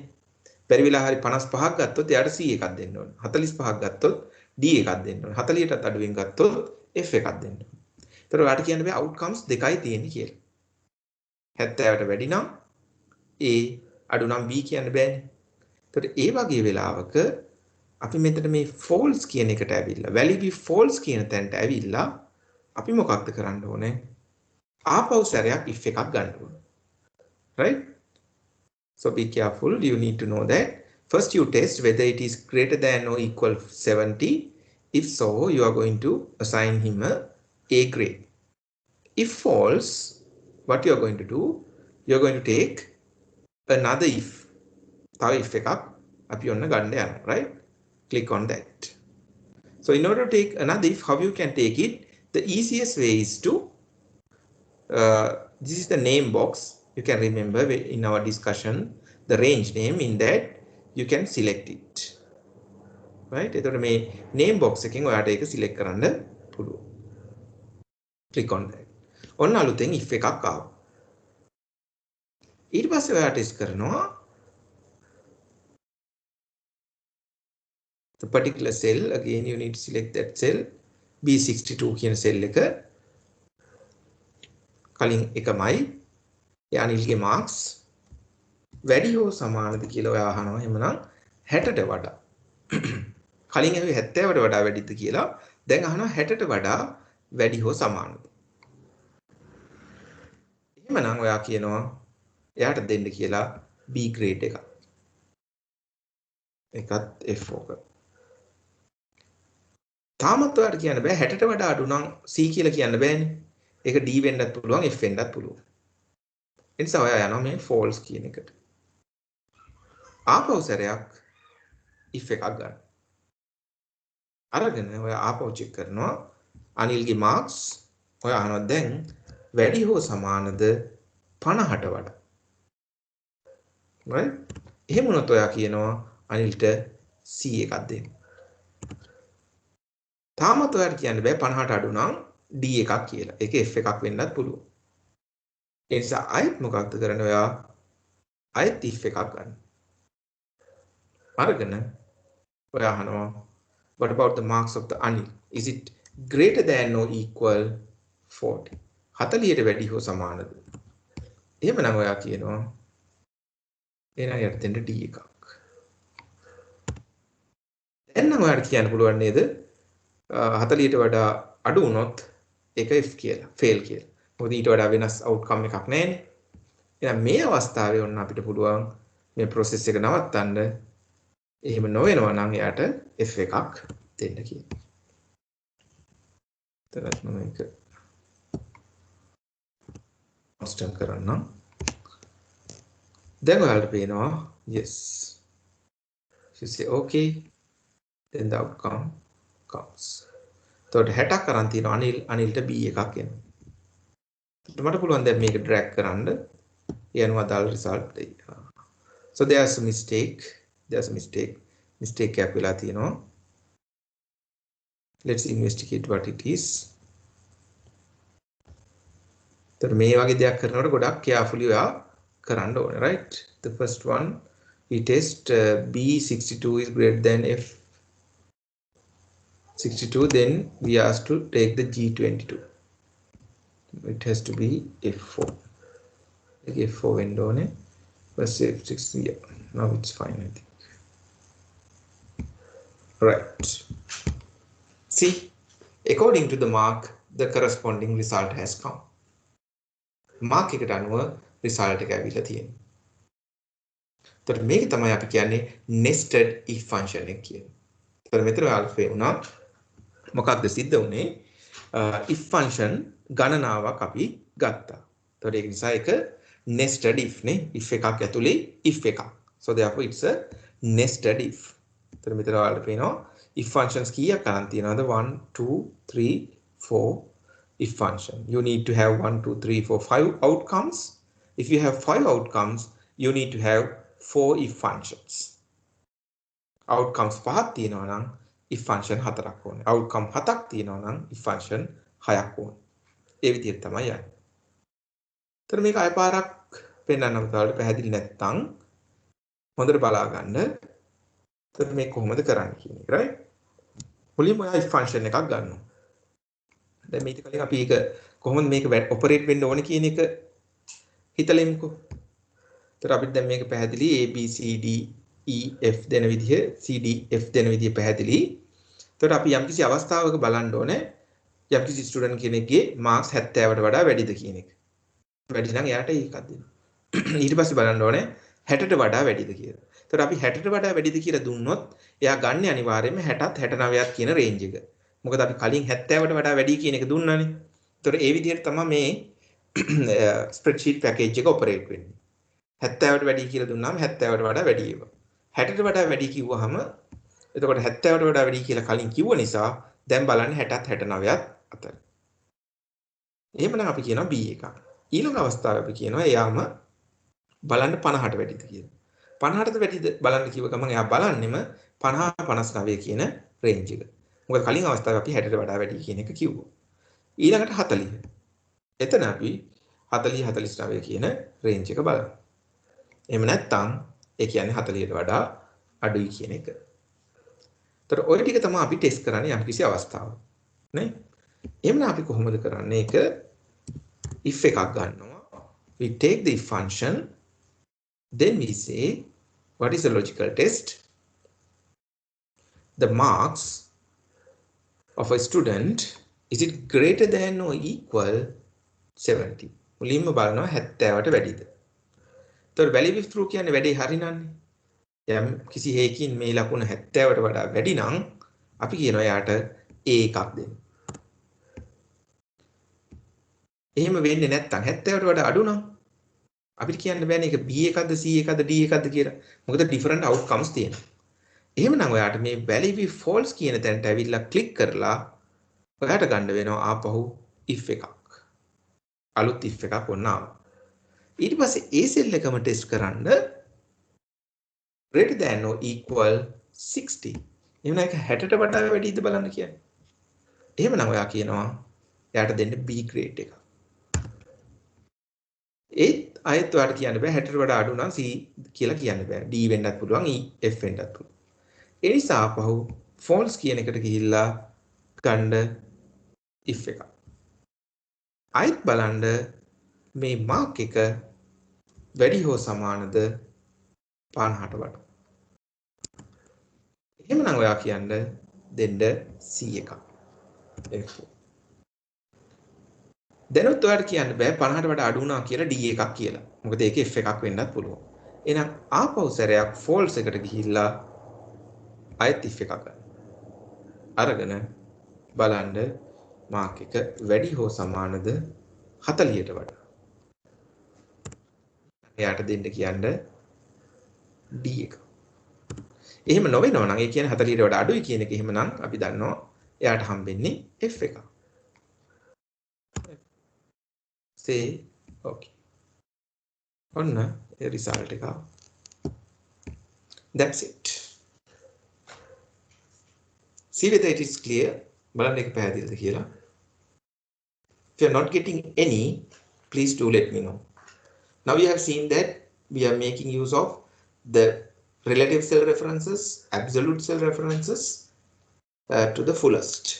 So therefore, now you would find the basics what we have learned in the second chapter is pretty much helpful. Is pretty much helpful. අපි ඔතන relative cells, absolute cells ඉගෙන ගත්තේ දෙවෙනි පාඩමේදී. දැන් අපිට පේනවා ඒවා කොච්චර වැදගත්ද කියන කාරණාව. Yes, would like to hear you. Is that clear? ඒක පැහැදිලි බලන්න පුතාලට. Does that make sense? Anything that you are not comfortable, do let me know. කියන්නේ ඒක පැහැදිලිද කියලා බලන්න. If not, yeah. Would like to hear you.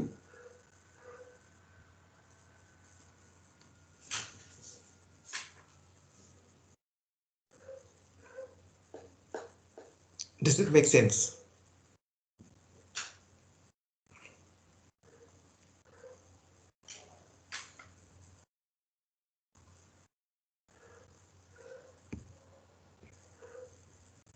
So here we discuss about the nested if. Then you are given an activity similar to what we have discussed. So that is exactly similar to what we have discussed. So therefore, it is something that you can manage on your own. And thereafter, there's a kind of a good example. So which combines everything what you have learned so far. මේ දක්වා ඉගෙන ගන්න සියලුම දේවල් test කරන විදිහට activity එකකුත් මම දීලා තියෙනවා. You can try both of them. මේ දෙකම try out කරන්න අනිවාර්යෙන් පුතාලා එක try out කරන්න, right? Then only you would realize to what extent that you have got this. Yeah. So those are the activities what I want you to do at home. Then yeah. So in the nested if what we have discussed, yes, I would like to ask you, is that clear to you? Or if not, just tell me. I can explain it further. Yeah, how about yeah, Hashara? Is that clear to you? Oh, Hashara, ek පැහැදිලිද?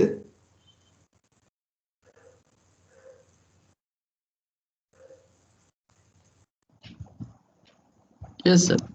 Right. Hashara, no? Yeah, Hashara, okay. Yes, how about Renuka?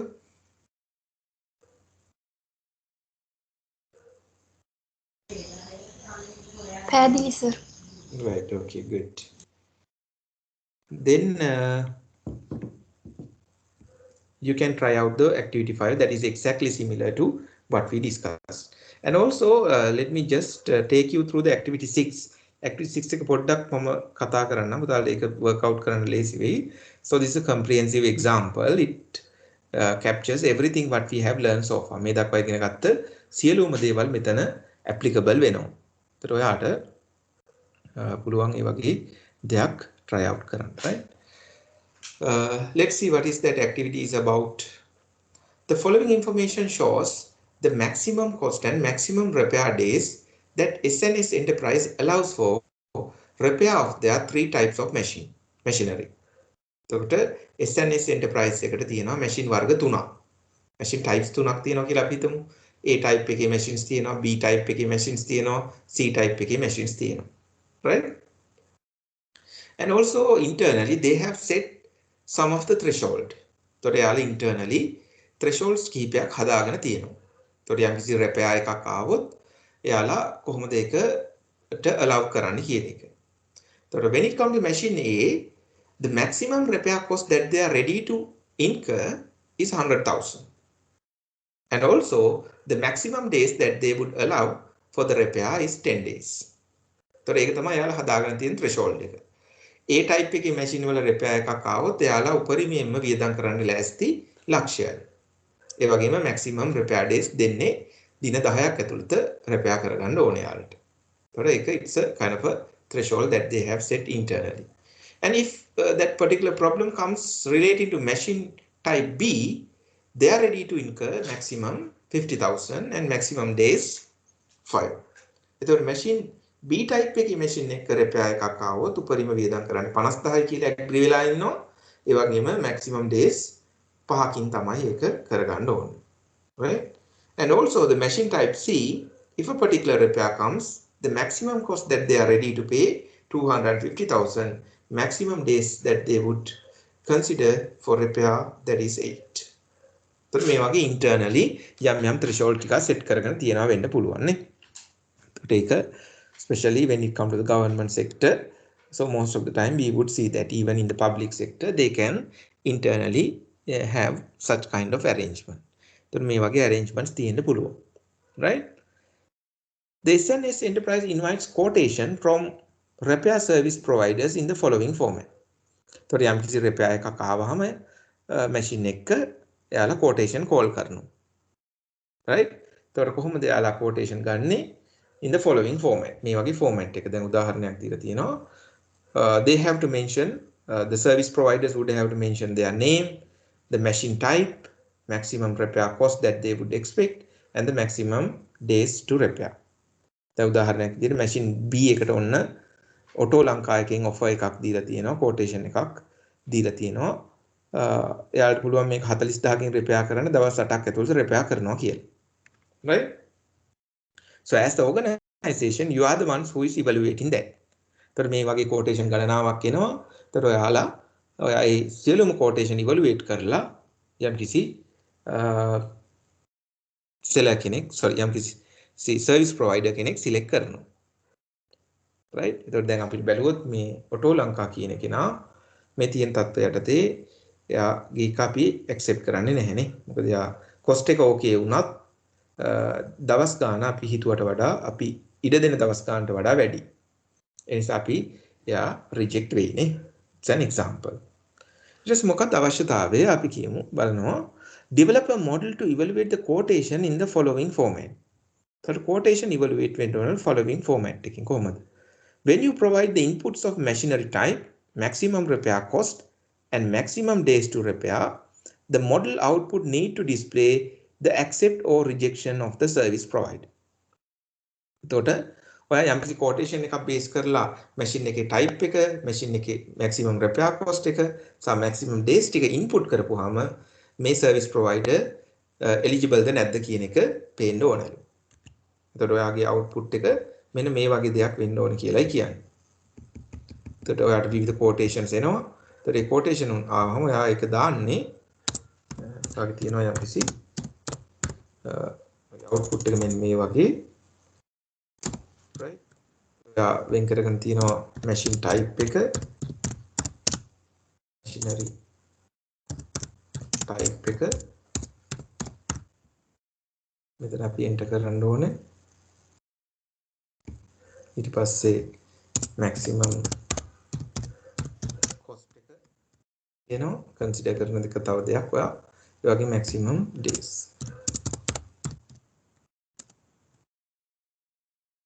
තව එකක් නේ. එතකොට මේ විදිහට ඔන්න inputs තුනක් ඔයාට තියෙනවා. Right? ඒ information ටික feed වුණාම ඔයාට එන්න ඕන decision එක. decision එක මොකක්ද? accept the reject කියලා. මේ වගේ output එකක් තමයි බලාපොරොත්තු වෙන්නේ. දැන් උදාහරණයක් විදිහට අපි හිතමු machine type එක A කියලා. ඒකට 50000කින් කරන්නම් කියනවා දවස් 15ක් ඕන කියනවා. එතකොට මේ වගේ තොරතුරු ටිකක් feed කරපුවාම අපි බලලා අපේ තියෙන criteria එක අපි criteria මෙන්න මේවා මේ වගේ criteria ටිකක් අපිට තියෙන්නේ. මේ criteria වලට set වෙනවා නම් මේ criteria වලට මේක fit නම් අපි ඒක accept කරනවා. දැන් ඔය බලවත් machine එකකට type එක okay, maximum repair cost එකත් ප්‍රශ්නයක් නැහැ. ඒක ඇතුලේ maximum days බෑ. ඒතර මේ condition ඔක්කොම satisfy වෙනවා නම් තමයි අපි ආව accept කරන්නේ. ඒතර ඔය විදිහට අපිට තව machine එකකට එන්න පුළුවන් B කියන එකට. ඒතර අපි ඒක දානවා B එකට එන්න පුළුවන් 75000කින් කරන්නම් කියනවා. ඊපස්සේ දින 4කින් කරන්නම් කියනවා. ඒතර ඔය වගේ offer එකක්. ඒතර අපි බලපුවහම evaluate වෙලා අපි ඒක okay නම් මෙතන accept කියලා එන්න ඕනේ. ඔන්න ඔය වගේ output එකක් තමයි අපිට අවශ්‍ය කරන්නේ. right? ඒතර ඔයා මේ දක්වා ඉගෙන ගත්ත compound if conditions, nested if conditions භාවිතා කරලා මෙන්න මේ result එක එන්න හදන්න ඕනේ. Is that clear? What is the expectation? If there's anything that you are not comfortable, do let me know. ඒක පැහැදිලි නැත්නම් කියන්න. මොකද මේක ඔයාලට වැදගත් වෙයි මේ activity එක work out කරනකොට. Are you getting my expectation? කිව්ව expectation වලට පැහැදිලිද මගේ expectations?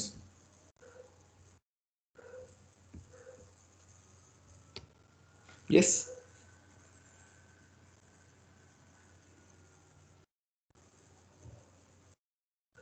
Are you clear with the expectation of the question?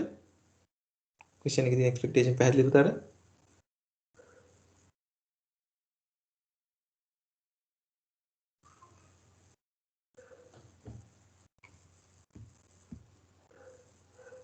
Are you clear with that? Yes, I'm asking question. Come on.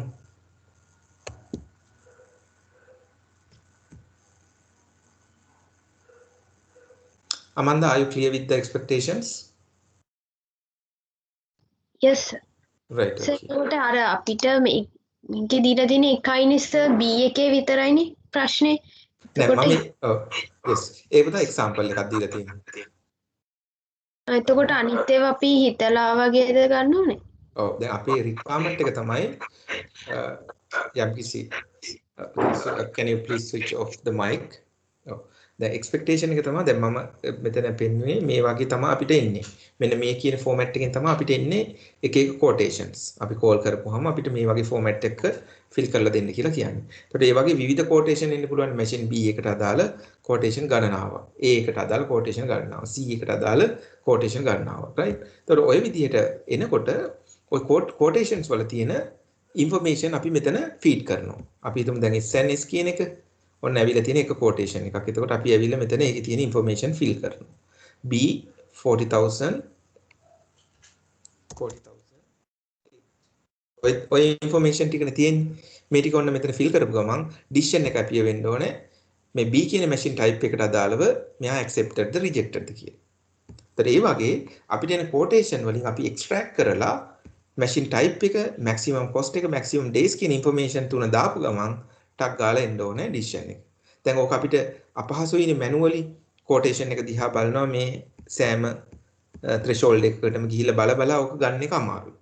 ඒතකොට ඒ වෙනුවට අපි වැඩේ පහසු කරගන්න තමයි අපි මේ වගේ model එකක් develop කරන්නේ. එතකොට අපිට තියෙන්නේ එන quotation එක ගත්තා ඒකේ තියෙන ප්‍රධාන information තුන මෙතන feed කරා. කරපු ගමන් මේ කියන supplier service provider accept the reject the කියන decision එක එන්න ඕනේ. දැන් මේ මෙයාට අදාළව නම් මේ information ටික feed කරපුවම අපිට පේනවා එයා satisfy කරන්නේ නැහනේ. එහෙනම් එයාට එන්න ඕනේ reject කියලා. එහෙනම් auto ලංකා reject වෙනවා. තව එකක් ගන්නවා. ඒක feed කරනවා. Then we need to see the decision. Likewise. ඒතර machine type A වලට අදාළ එන්න පුළුවන් quotation B වලට C වලට අදාළව එන්න පුළුවන්. ඒ සියලුම දේවල් මෙතන තමයි අපි test කරලා එයාලව short list කරලා ගන්න. Clear that? yes sir. Right, good. Okay, then so that would help you to work out this. So then you might have to think innovatively. So you may have to make use of all the functions you would have learned. So maybe the compound condition may be helpful, and also the nested if condition would be helpful. Likewise, think in that manner, and it's challenging, but if you can do that, then it shows that you have got all what we have learned so far. And also at the same time, make sure to attempt this question on your own. මේ කතා කරපු දේවල් තවදුරටත් try කරන්න පුතාලා, and also work out the activity 4, 5 and 6. Then that will definitely add some value to you, right?